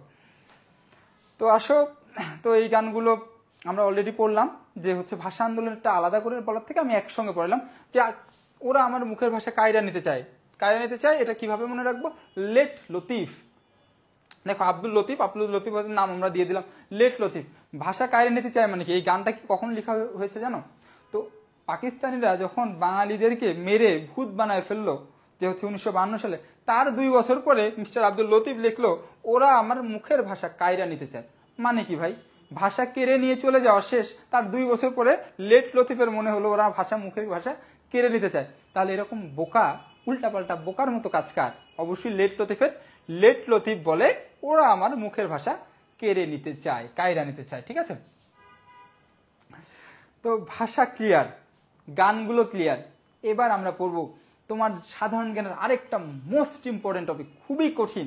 সেটা হচ্ছে বাংলাদেশের মুক্তিযুদ্ধ এবং ভাষা আন্দোলন ভিত্তিক যে ভাস্কর্যগুলা। ভাস্কর্য, তুমি আমাকে বলো তো, ভাস্কর্য কি এভাবে এমনি পড়ে যাবো, নাকি গল্প করে সুন্দর করে পড়বো, যাতে জীবনে আর কোনোদিন তোমার ভাস্কর্য ভুল না হয়? তোমরা বলো কিভাবে পড়বা?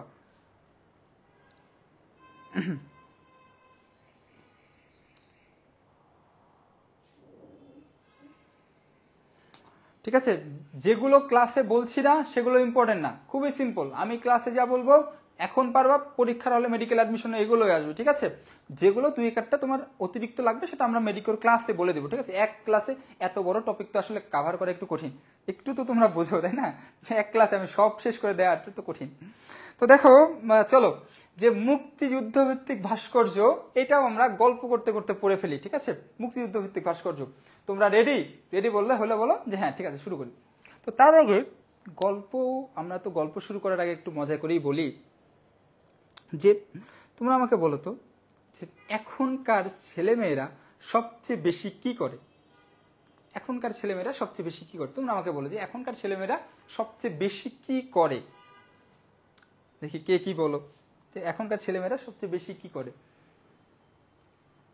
দেখি, গল্প করে। সোহান বলেছে গল্প করে, জান্নাত বলেছে গল্প করে, তাই না? আমি যদি বলি এখনকার ছেলেমেয়েরা সবচেয়ে বেশি স্ক্রিনশট নেয়, বিশেষ করে মেয়েরা, যদি বলি বর্তমান মেয়েরা কি করে সবচেয়ে বেশি, ওদের কাজই হচ্ছে একটা স্ক্রিনশট নেওয়া। ঠিক আছে, ফেসবুকে স্ক্রল করে, ও একটা সুন্দর ড্রেস, সবার আগে একটা স্ক্রিনশট। তো ফেসবুক স্ক্রল করে, হঠাৎ করে দেখে একটা ইনফো, কোনো একটা স্ট্যাটাস সে পরবর্তীতে ব্যবহার করবে, একটা স্ক্রিনশট। কি করে? স্ক্রিনশট। তারপর হঠাৎ করে ফেসবুক স্ক্রল করতে করতে দেখে যে ওই মেয়েটা এত সুন্দর একটা জায়গায় ঘুরতে গেছে, কি করে? একটা স্ক্রিনশট। মানে বর্তমান যুগের সবচেয়ে ট্রেন্ডিং বিষয় হচ্ছে স্ক্রিনশট নেওয়া। এটা কিন্তু মেয়েদের মধ্যে অনেক বেশি জনপ্রিয়। আমি কি ভুল বললাম? বর্তমান মেয়েদের সবচেয়ে বেশি কি করে? ওরা স্ক্রিনশট নেয়, এসএস নেয়, এসএস নেয়, এরকম। আমি কি ভুল বললাম? ঠিক আছে, এই যে দেখো স্ক্রিনশট বা এসএস, আমরা আজকে গল্প করে পুরোটা শেষ করব। আমরা যদি মনে রাখি বর্তমান মেয়েরা কি করে, স্ক্রিনশট নাই, এসএস ইকুয়ালস টু এসএস, কি বলবো, SS equal to SS. SS মানে কি, এসএস হচ্ছে সোপার্জিত স্বাধীনতা, এসএস কি সোপার্জিত স্বাধীনতা, এসএস ইকুয়ালস টু কি এসএস, সোপার্জিত স্বাধীনতা। শামীম শিকদার, কোনোদিন ভুল হবে? মেয়েরা কি করে, স্ক্রিনশট নেয়, খালি screenshot screenshot screenshot, SS SS SS, SS equals to SS, অর্থাৎ সোপার্জিত স্বাধীনতা হচ্ছে শামীম শিকদার, সোপার্জিত স্বাধীনতা শামীম শিকদার। আবার যদি বলি স্বাধীনতা সংগ্রাম, স্বাধীনতা সংগ্রামকে স্বাধীনতা সংগ্রাম হচ্ছে Shamim Shikdar, SS equals to SS. Clear না? সোপার্জিত স্বাধীনতা শামীম শিকদার, স্বাধীনতা সংগ্রাম শামীম শিকদার, সোপার্জিত স্বাধীনতা শামীম শিকদার, স্বাধীনতা সংগ্রাম শামীম শিকদার। তারপর দেখো যে হচ্ছে জাতীয় স্মৃতিসৌধ, ভাই এটা তো তোমাকে পারতেই হবে, জাতীয় স্মৃতিসৌধ মঈনুল হোসেন। এটা তো আসলে সূত্র দিয়ে কিছু না, যারা যারা এটা জানো না তারা তারা কি, তারা অনেক বোকা। ঠিক আছে, জাতীয় স্মৃতিসৌধ হচ্ছে শামীম শিকদার, নাকি জাতীয় স্মৃতিসৌধ একদিন বলছে হ্যাঁ মঈনুল হোসেন, জাতীয় স্মৃতিসৌধ হচ্ছে মঈনুল হোসেন। মুজিবনগর স্মৃতিসৌধ, মুজিব মিস্টার বঙ্গবন্ধু আমাদের শেখ মুজিবুর রহমান, ওনাকে তুমি খুব সুন্দর করে কেটে দাও। ঠিক আছে, Bangabandhu related, Sheikh Mujibur Rahman related, Awami League related কোনো প্রশ্ন আসবে না। ঠিক আছে, তোমাদের যাদের অনেক পড়ার ইচ্ছা তারা একটু দেখতে পারো, কিন্তু আমার কথা হচ্ছে একেবারেই বাদ দিয়ে দিতে পারো, মুজিব রিলেটেড কোনো কিছু আসবে না, অল বাদ। ঠিক আছে, তারপর দেখো অপরাজেয় বাংলা, অপরাজেয় বাংলা, এটা একটু কষ্ট করতে হবে। অপরাজেয় বাংলা সৈয়দ আব্দুল্লাহ খালেদ। ঠিক আছে, সৈয়দ আব্দুল্লাহ খালেদ, অপরাজেয় বাংলা, অপরাজেয় বাংলা একটা শুধু কষ্ট করে মুখস্থ করো, অপরাজেয় বাংলা হচ্ছে সৈয়দ আব্দুল্লাহ খালেদ। আর হচ্ছে দেখো এই যে দুর্জয়, বিজয় দুর্জয় প্রত্যয়, বিজয় দুর্জয় প্রত্যয় তোমার লাগবে না, যদিও এগুলো মিনাল হকের তেমন একটা এখন আসে না, তো শুধু যেটুকু বললাম সেটুকু clear. SS equals to SS, সোপার্জিত স্বাধীনতা স্বাধীনতা সংগ্রাম কে, এসএস ইকুয়ালস টু এসএস কে, শামীম শিকদার। তারপরে আর হচ্ছে অপরাজেয় বাংলাকে, অপরাজেয় বাংলা হচ্ছে সৈয়দ আব্দুল্লাহ খালেদ, আর জাতীয় স্মৃতিসৌধ হচ্ছে সৈয়দ মঈনুল হোসেন। এবং এখানে যেটা লাগবে, এখানে যেটা লাগবে শুধুমাত্র বোল্ড লাইনগুলো তোমাকে জাস্ট দেখানোর জন্য রেখেছি, এখানে এতগুলো লাগে না, যেগুলো শুধু দাগায় দিচ্ছি দেখো। একটা হচ্ছে সাবাস বাংলাদেশ, সাবাস বাংলাদেশ, এটাকে নিতুন কুণ্ড, এটা একটু গল্প করে বলি। তো আমাদের অগাস্ট মাসে 2024-এর অগাস্ট মাসে কি হয়েছে তোমরা বলো তো? আমাদের শিক্ষার্থী ভাই ও বোনেরা তাদের বুকের তাজা রক্ত দিয়ে একটা নতুন বাংলাদেশ গঠন করেছে, বাংলাদেশ 2.0। আমরা কি বলি, বলে যে সাবাস বাংলাদেশ, একটা নতুন বাংলাদেশের জন্ম হতে চলেছে। ওই সময় আমরা বলেছি না এরকম যে সাবাস বাংলাদেশ, সাবাস ছাত্ররা, একটা নতুন বাংলাদেশের জন্ম হতে চলেছে। এই সাবাস বাংলাদেশ আমরা পড়ব নতুন কুণ্ড, নট নিতুন, নিতুন কুণ্ড একটু এডিট করে নিলাম নিজেদের সুবিধার্থে, নিতুন কুণ্ড, সাবাস বাংলাদেশ, নতুন বাংলাদেশ, নতুন কুণ্ড, নট নিতুন কুণ্ড। মনে রাখার জন্য কি পড়বো, নিতুন কুণ্ড বা নতুন কুণ্ড। এবং সংসপ্তক, এটা একটু পড়বো, সংসপ্তক হামিদুজ্জামান খান, এটা কষ্ট করে পড়তে হবে। তো এই যে দেখো আমরা এতগুলো পড়লাম, এতগুলো কষ্ট করে পড়লাম, অ্যাটলিস্ট যেগুলো পড়লাম ক্লাসে, যেগুলো পড়লাম সেগুলোকে আমরা পারবো? তোমরা আমাকে বলো। এখন আমরা গান এবং যে ভাস্কর্য, তোমরা আমাকে বলো যে গান এবং ভাস্কর্য আমরা পারবো কিনা, গান এবং ভাস্কর্য আমরা পারবো কিনা তোমরা আমাকে কমেন্ট করে জানাও। গান এবং ভাস্কর্য, এটা যায় না কেন, এই যে চলে গেছে, গান এবং ভাস্কর্য যায় না কেন। এবং খুবই ইম্পর্টেন্ট কিছু পয়েন্ট তোমাদের স্লাইডে তোমরা দিয়ে রেখেছি, এটা তোমাদের বাসার কাজ, হোমওয়ার্ক। ঠিক আছে, এটা তোমাদের বাসার কাজ, সরি, এটা তোমাদের বাসার কাজ, হোমওয়ার্ক, এটা হোমওয়ার্ক, এটা তোমাদের বাসার কাজ। আসলে ক্লাসে, জিকে ক্লাসে তো ধরো, তাও তোমাদেরকে আমি একটু পড়ে দিচ্ছি। কাঁদতে আসিনি, ফাঁসির দাবি নিয়ে এসেছি, মাহবুবুল আলম চৌধুরী, খুব ইম্পর্টেন্ট এটা। কাঁদতে আসিনি, ফাঁসির দাবি নিয়ে এসেছি, শিরোনাম ভাষা আন্দোলনে, কাঁদতে আসিনি, ফাঁসির দাবি নিয়ে এসেছি, মাহবুবুল আলম।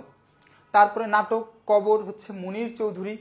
তারপর হচ্ছে ভুলবো না, ভুলবো না, 21শে ফেব্রুয়ারি ভুলবো না, আনাম গাজীউল হক। একটু কঠিন লাগে তাই না? তো দেখো এটাও ছন্দ দিই তোমাদের, কি বললি আমাদের মেডিকেল ক্লাসে আমাদের স্টুডেন্টদের জন্য সর্বোচ্চটা আমরা করি। দেখো এটা কিভাবে মনে রাখবো, ভুলবো না 21শে ফেব্রুয়ারি ভুলবো না। তোমরা গাজনি মুভি দেখেছো? আমির খানের ফ্যান আছো কে কে আমাকে বলো, তোমরা আমাকে বলো যে আমির খানের ফ্যান কে কে আছো। ঠিক আছে, আমির খানের, তোমাদের সকল প্রশ্নের অ্যান্সার আমি ক্লাস শেষ করে সকল প্রশ্নের অ্যান্সার দেবো, একটু কষ্ট করো ক্লাসটা করি। ঠিক আছে, তো দেখো আমির খানের গাজনি মুভি কে কে দেখেছো? গজনি কে কে দেখেছো? গজনি মুভিতে কি হয় বলো তো, দেখি কেউ পারো কিনা। গজনি মুভিতে এরকম একটা হয় না, গজনি ভুলে যায়, দেখছো ওই যে এখানে গায়ে এখানে এখানে সব চিরকুট লেগে রাখে। ঠিক আছে, তো গাজিউল হককে আমরা মনে রাখবো গজনি। গজনি কি বলে? পাগল কি বলে? আমি পাগল না, যে সব ভুলে যায় সে কি বলে? আমি ভুলি না ভুলবো না। তো এই যে গজনি আমির খানের যে গজনি মুভি, গজনি গাজিউল, সে কি বলে? গাজিউল বলে আমি ভুলবো না। পাগল বলে আমি পাগল না, গাজিউল বলে আমি কিছু ভুলি না। গাজিউল কি বলে? গাজিউল বলে আমি কিছু ভুলি না।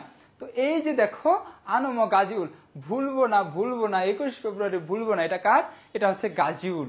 কি? গাজিউল হক। পারবো আমরা আনম গাজিউল হক। তাহলে এই যে আমাদের মোস্ট ইম্পর্টেন্ট জায়গাটা কিন্তু আমাদের অনেকটা পড়া শেষ। তাহলে তোমাদেরকে দেখি, তোমাদের একটা ফাঁকা স্লাইড রেখেছি যুক্ত ফ্রন্ট পড়ানোর জন্য। তো ভাষা আন্দোলন 1952তেই তো আমরা আছি এখনো, তাই না? দেখি তোমরা পারো কিনা। আচ্ছা বলো তো, এক সাগর রক্তের বিনিময়ে বাংলার স্বাধীনতা আনলে যারা, একটা গান আছে, এটা কার লেখা? তোমরা কমেন্ট করে জানাও, দেখি পারি কিনা। এই বলছে 15 মিনিট পর সব ভুলে যায়, তাই না?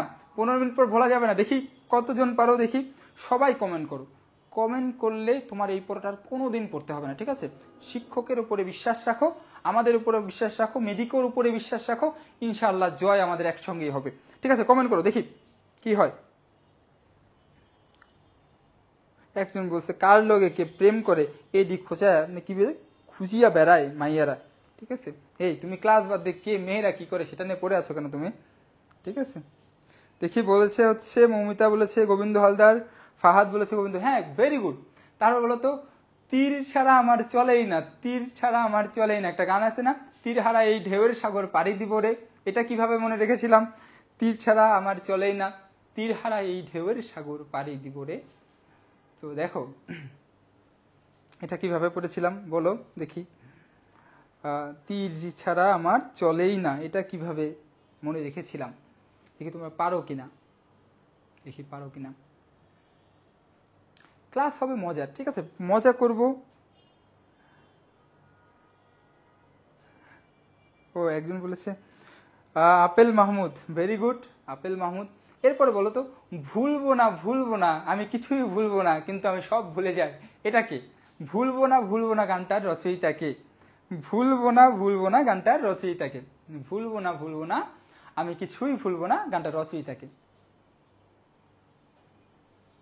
ভুলবো না গান আমি কিছুই ভুলবো না গানটার রচয়িতা কে? তো ঠিক আছে, এই একজন বলছে গোবিন্দ হালদার এখন ভুলবো নাতে চলে আসলো কেন? ঠিক আছে, ভুলবো না আমি হচ্ছে গাজিউল হক। ঠিক আছে, তো দুইটা ইম্পর্টেন্ট টপিক এখন আমরা পড়বো, সেটা হচ্ছে যুক্ত ফ্রন্ট। তোমরা আছো তো, তাই না? যুক্ত ফ্রন্ট, তো যুক্ত ফ্রন্ট নিয়ে খুব বেশি কিছু পড়ানো নাই আসলে। তো যুক্ত ফ্রন্টটা দেখো 1952 সালের পরে আমরা বাঙালিরা বা পূর্ব পাকিস্তানিরা মনে করলাম না এবার আমাদের একটা কিছু করা দরকার। পূর্ব পাকিস্তানিরা কি মনে করলাম, এবার আমাদের একটা কিছু করা দরকার।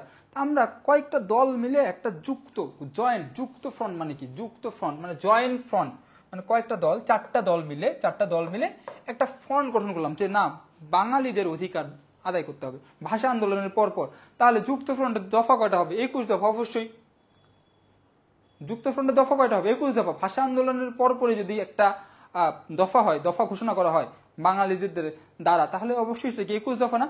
যুক্ত ফ্রন্ট মানে হচ্ছে অধিকারের জন্য, যে বাঙালিদের অধিকারের জন্য কয়েকটা দল মিলে একটা, চারটা দল, কয়েকটা দল আমি বলবো না, স্পেসিফিক্যালি বলি যাতে তোমাদের পরে ভুল না হয়। চারটা দল মিলে একটা ফ্রন্ট গঠন করা হয় পাকিস্তানি শাসক বাহিনীর বিরুদ্ধে, সেটা নাম হচ্ছে যুক্ত ফ্রন্ট। তাদের দফা কয়টা ছিল? 21 দফা। তাহলে এখানে কিছু সিরিয়াল আছে, দেখো তোমরা এই স্লাইডে দেখো, দল গঠন করা হয় 1953 সালে, 53 সালের ডিসেম্বর মাসে। দল গঠন করা হয় 1953 সালের ডিসেম্বর মাসে।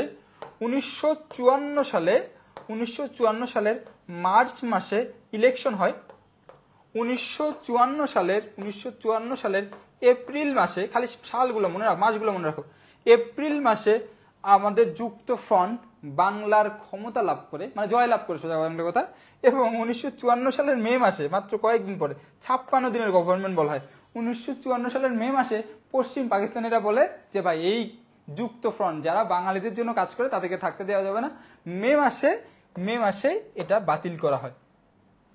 1954 সালের মে মাসেই বাতিল করে দেওয়া হয় যুক্ত ফ্রন্ট সরকারকে। তাহলে এই কটা তারিখ মনে থাকবে বিয়ার মিনিমাম। যুক্ত ফ্রন্ট গঠন করা হয় 1953 সালে। 53 সালে কয় তারিখ এটা পরে মনে রাখবে, ঠিক আছে? তো ইলেকশন কবে হয় যুক্ত ফ্রন্ট সরকারি বাহিনীর বিরুদ্ধে? 1954 সালের মার্চ মাসে। তো মার্চ মাসেই যুক্ত ফ্রন্ট জয়লাভ করলো কয় দফার ভিত্তিতে? 21 দফার ভিত্তিতে। 21 দফার প্রথম দফা কি? অবশ্যই ভাষা। যুক্ত ফ্রন্টের কি 21 দফার প্রথম দফা কি হবে? ভাষা ছাড়া কি অন্য কিছু হবে? অবশ্যই ভাষা। তো ক্ষমতা দখল গঠন করে হচ্ছে সরকার এপ্রিলে, আর ভেঙে দেওয়া হয় হচ্ছে মেতে। তো খুবই প্যাথেটিক একটা জিনিস বাঙালিদের, এই যে প্রথম সরকার গঠন করা। পারবো আমরা? 53 সালে গঠন, মার্চ মাসে ইলেকশন, এপ্রিল মাসে সরকার গঠন করলো, মে মাসে গন, ডান অ্যান্ড ডাস্টেড, তাই না? পারবো না? তো আশা করা যায় আমরা যুক্ত ফ্রন্ট সরকার পারবো। তো যুক্ত ফ্রন্ট সরকারের পরে হচ্ছে কিছু ইম্পর্টেন্ট টপিক ছিল, বুঝছো? যুক্ত ফ্রন্টে যে কোন কোন দল মিলে গঠিত হয় এটা পড়বো আমরা। তো ইম্পর্টেন্ট টপিক ছিল হচ্ছে 6 দফা 1966, 6 পয়েন্ট শেখ মুজিবুর রহমানের। তো আমরা একটু আগে বললাম যে শেখ মুজিবুর রহমানের যে কোনোভাবে কানেকশন আছে সেগুলো আমরা টপিক বাদ, স্কিপ, ঠিক আছে? তো আমাদের 6 দফা লাগবে না। নেক্সট গুরুত্বপূর্ণ হচ্ছে 69-এর গণ অভ্যুত্থান। আমরা বাংলাদেশের মুক্তিযুদ্ধের আগের ইতিহাসগুলোর খুবই গুরুত্বপূর্ণ একটা জায়গা হচ্ছে 69-এর গণ অভ্যুত্থান। 69-এর গণ অভ্যুত্থান কেন হলো এটা তোমাকে জানতে হবে। তো 69-এর যে গণ অভ্যুত্থান, তো মুক্তিযুদ্ধের যে আমাদের একটু বিতর্কিত, 1971 সালের পরে শেখ মুজিবুর রহমান অনেক বিতর্কিত রোল ছিল, কিন্তু 1971 সালের আগে মুক্তিযুদ্ধে তার কিন্তু ভূমিকা একটু ছিল। তো এখানে ঘটনাটা হচ্ছে যখন 1968 সালে শেখ মুজিবুর রহমান জেলে, এবং 1969 সালে শেখ মুজিবুর রহমান জেলে, এবং আরও অনেক কিছুর কারণে, মানে আমরা পাকিস্তানিরা বারবার শুধু অবহেলিত, নির্যাতিত, নিপীড়িত, এই কারণে 1969 সালে পাকিস্তানের সরকারের বিরুদ্ধে পুরো জনগণের যে স্বতঃস্ফূর্ত আন্দোলন, সেটাকে বলা হয় 69-এর গণ অভ্যুত্থান। ক্লাস কেউ লিভ নিবা না, ঠিক আছে? খুবই করা, কিন্তু আমরা মেডিকেল টিচাররা কিন্তু খুব করা, যে পড়াশোনার সময় পড়াশোনা, কোনো গল্প না, কোনো কিছু না, শুধু পড়াশোনা হবে, ওকে? তো দেখো এই যে গণ অভ্যুত্থান, তো এই গণ অভ্যুত্থান নিয়ে কিছু প্রশ্ন আছে, খুবই সিলেক্টিভ প্রশ্ন। তো এটাও যদি আমরা ডেট হিসেবে বলি, গণ অভ্যুত্থান কেন হয় এটা তো তোমাকে আমি বললামই। তো এটা একটু দেখতে পাচ্ছ যে গণ অভ্যুত্থান, স্লাইডটা একটু হেজি হয়ে গেছে, যে 1969-এ গণ অভ্যুত্থান জানুয়ারি মাসে এই যে সর্বদলীয় ছাত্র সংগ্রাম পরিষদ গঠন করা হলো, ঠিক আছে? কত? জানুয়ারি মাসে। তো জানুয়ারি মাসে যখন গঠন করা হলো, তো পাকিস্তান যে সেনাবাহিনী, পাকিস্তান সরকার, তারা তো বললো যে ভাই কোনোভাবেই পূর্ব পাকিস্তানি বা বাঙালিদেরকে ক্ষমতা দেওয়া যাবে না, ওদেরকে সবসময় দমন করে রাখতে হবে। তো 20 তারিখে 20 জানুয়ারি একজনকে হত্যা করা হলো। হত্যা কাকে করা হলো? আসাদকে। 20 জানুয়ারি। আসাদকে জানো? আসাদ গেটের নাম শুনছো? আসাদ গেট, এই আসাদ, ঠিক আছে? 20 জানুয়ারি কাকে হত্যা করা হলো? আসাদ। কি, কেন, কোথায় হত্যা করা হয়েছে কোনো কিছু দরকার নাই, শুধু শোনো। 20 জানুয়ারি হচ্ছে আসাদ। 24 জানুয়ারি হত্যা করা হলো হচ্ছে মতিউরকে। 24 জানুয়ারি হত্যা করা হলো হচ্ছে মতিউরকে। আরো 2 জনকে হত্যা করা হলো 15 জানুয়ারি, তারপর হচ্ছে 15 ফেব্রুয়ারি সার্জেন্ট, এবং 18 ফেব্রুয়ারি, ঠিক আছে, অধ্যাপক শামসুজ্জোহাকে হত্যা করা হলো, যেটা আমরা পরের স্লাইডে দেখতে পাবো যে হচ্ছে কাকে কাকে হত্যা করা হলো। দেখো যে 20 জানুয়ারি আসাদ, তারপরে হচ্ছে 20 জানুয়ারি আসাদ, 24 জানুয়ারি হচ্ছে মতিউর, তারপরে হচ্ছে 15 ফেব্রুয়ারি হচ্ছে সার্জেন্টকে, যেটা বললাম সার্জেন্ট জহুরুল হক, এবং 18 ফেব্রুয়ারি হচ্ছে শামসুজ্জোহা, রাজশাহী ইউনিভার্সিটির টিচার, রাজশাহী ইউনিভার্সিটির শিক্ষক শামসুজ্জোহা। তো এতজন মানুষ মেরে কি কখনো ক্ষমতায় থাকা যায়? তোমরাই বলো। তো আলটিমেটলি ফেব্রুয়ারি মাসে তারা শেখ মুজিবুর রহমানকে মুক্তি দিতে বাধ্য হয়, এবং মার্চ মাসে তৎকালীন যে পাকিস্তানের যে সরকার, আইয়ুব খানের যে সরকার, তারা পদত্যাগ করতে বাধ্য হয়। আমি জাস্ট সিম্পলি খুবই সংক্ষেপে এটা বললাম। ক্লাসে যখন আমরা মুক্তিযুদ্ধ পড়াবো, মুক্তিযুদ্ধের আগে খুবই ডিটেলসে পড়ানো হবে, তোমাদের এখন অত ডিটেলসের দরকার নেই। তো এই যে ছবিটা শুধু দেখো, কিছু ছবি দেখো, সবাই কুল। সর্বদলীয় ছাত্র সংগ্রাম পরিষদ 69-এর গণ অভ্যুত্থানে সর্বদলীয় ছাত্র সংগ্রাম পরিষদের ভূমিকা কবে গঠন করা হলো? জানুয়ারি মাসে। তারপর দেখো আসাদ হত্যা, কবে আসাদ হত্যা করা হলো? ফেব্রুয়ারি নাকি জানুয়ারি? 20 জানুয়ারিতে। তারপর দেখো কিশোর মতিউর, গণ অভ্যুত্থান দিবস, লাস্ট ইয়ার মেডিকেল অ্যাডমিশনের প্রশ্ন, গণ অভ্যুত্থান দিবস কবে? মতিউরকে যেদিন হত্যা করা হয় 24 জানুয়ারি। জানুয়ারি কিন্তু চলছে, 1969 জানুয়ারি চলছে। তারপর দেখো যে হচ্ছে শামসুজ্জোহা, কবে? শামসুজ্জোহাকে কবে হত্যা করা হলো? 18 ফেব্রুয়ারি। 18 ফেব্রুয়ারি। আসাদ ও গণ অভ্যুত্থানের অন্যান্য নায়ক দেখতে পাচ্ছ, মতিউর রহমানের কথা বললাম, সার্জেন্ট জহুরুল হকের কথা বললাম, তারপর শামসুজ্জোহার কথা বললাম। একটা স্লাইডে তোমাদেরকে খুবই ছবির মাধ্যমে সুন্দর করে, আমাদের মেডিকোর কিন্তু অফলাইন ক্লাসে এরকম করেই পড়ানো হয়, ঠিক আছে? তো দেখো এটার সঙ্গে আমাদের আজকের ক্লাস শেষ। একটা স্লাইড দেখা যাচ্ছে কি? দেখো, a dream is not that what you see in while sleeping, a dream is not that which you see while sleeping. ঘুমের মধ্যে যেটা দেখো সেটা কিন্তু স্বপ্ন না, স্বপ্ন সেটাই যেটা তোমাকে ঘুমাতে দেয় না। সাদা অ্যাপ্রন পরার স্বপ্ন কি তোমার আছে? তুমি যখন সাদা অ্যাপ্রন পরে সরকারি মেডিকেল কলেজের একটা করিডোরে হাঁটবা, এত পরিমাণ দোয়া তুমি পাবা, তুমি কল্পনা করতে পারবা না। বাংলাদেশে এত রুগী, তুমি, আমরা থার্ড ইয়ারের একটা কথা বলি, আমি যখন থার্ড ইয়ারে পড়তাম আমি কিন্তু কিছু জানি না। থার্ড ইয়ারের একটা ছেলে, আমাদের থার্ড ইয়ার থেকে অরাটি ক্লাস শুরু হয়, থার্ড ইয়ারে কিচ্ছু জানে না একটা ছেলে, কিছুই জানে না মেডিকেল চিকিৎসা সম্পর্কে। আমি শুধু যে গিয়ে বলতাম, বাবা আপনার কি সমস্যা, মানে ওই যে ফ্লোরে অনেক রুগী থাকে না, যে বলতাম বাবা আপনার কি সমস্যা। বাবারা বা ওই গরিব মানুষ, রিক্সা চালক, ভ্যান চালক, গরিব বৃদ্ধ, তারা এত খুশি হতো যে শুধু বলতে পেরে যে তাদের কি সমস্যা। কোনো একজন সাদা অ্যাপ্রন পরা লোক তাদেরকে জিজ্ঞেস করেছে যে বাবা আপনার কি সমস্যা। আমরা তো জানতাম না কিছু, আমরা বলতাম বাবা আপনার সমস্যা শুনলাম, বড় স্যার এসে আপনাকে চিকিৎসা দেবে, শুধু এটুকু কথা বলতাম। এত খুশি, এত দোয়া হতো, দোয়া দিত, তুমি কল্পনা করতে পারবা না। সেই দিনটা দেখার ইচ্ছা কি তোমাদের আছে? তুমি আমাকে বলো যে সেই দিনটা দেখার যদি ইচ্ছা থাকে তাহলে পড়তে হবে, ঠিক আছে? তো এটার সঙ্গে আমাদের আজকের ক্লাসের এখানেই সমাপ্তি। খুবই সংক্ষিপ্ত, খুবই প্রিসাইজ এবং খুবই গুরুত্বপূর্ণ একটা class. The future, your future is created by what you do today, ঠিক আছে? তোমাদেরকে অসংখ্য ধন্যবাদ। এখন কারো কোনো প্রশ্ন থাকলে তুমি করতে পারো। সবাইকে অসংখ্য ধন্যবাদ। এবং ক্লাস কেমন লাগলো, ক্লাসে সেটাও তোমরা জানাতে পারো, বা কোনো জিনিস রিপিট করতে হলে সেটাও তোমরা জানাতে পারো। সবাইকে অসংখ্য ধন্যবাদ, ঠিক আছে? সবাইকে মেডিকোতে কি ওয়েলকাম জানাবো, মেডিকোতে আমন্ত্রণ, ঠিক আছে? বলো, কারো কোনো প্রশ্ন থাকলেও করতে পারো।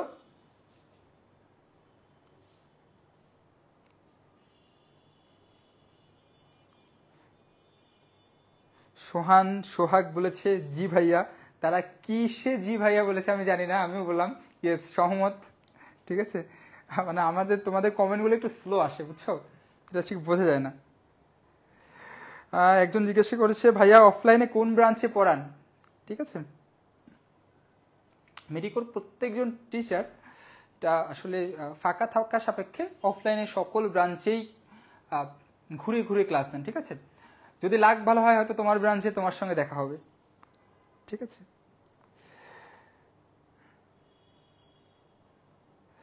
একজন বলেছে ভাইয়া জিকের জন্য কি পড়বো? জিকের জন্য তুমি যদি মেডিকোতে ভর্তি হও তাহলে জিকের জন্য মেডিকো থেকে আমরা যে বইটা দিব সেই বইটাই এনাফ, মোর দ্যান এনাফ। কি বইটা কিভাবে পড়তে হবে, কোথা থেকে পড়তে হবে, কোন জায়গাটা তুমি স্কিপ করবা, এটা আমরা ক্লাসে বলে দিব। এবং তুমি যদি মেডিকোতে ভর্তি না হও, ঠিক আছে, তাহলে তুমি মেডিকোর বইটা কালেক্ট করতে পারো, MP3, সেটা আসলে MP3ও ভালো। সকল বই, যে কোনো বই তুমি ফার্স্ট টু লাস্ট পড়লে আসলে ভালো করা সম্ভব। যেহেতু আমি একটা প্ল্যাটফর্মের হয়ে তোমাদের সামনে দাঁড়িয়ে আছি, অবশ্যই আমি বলবো, এবং আমি এটা বিশ্বাস করি, আমার যে বই সেটা দিয়ে তুমি হতাশ হবে না, ঠিক আছে?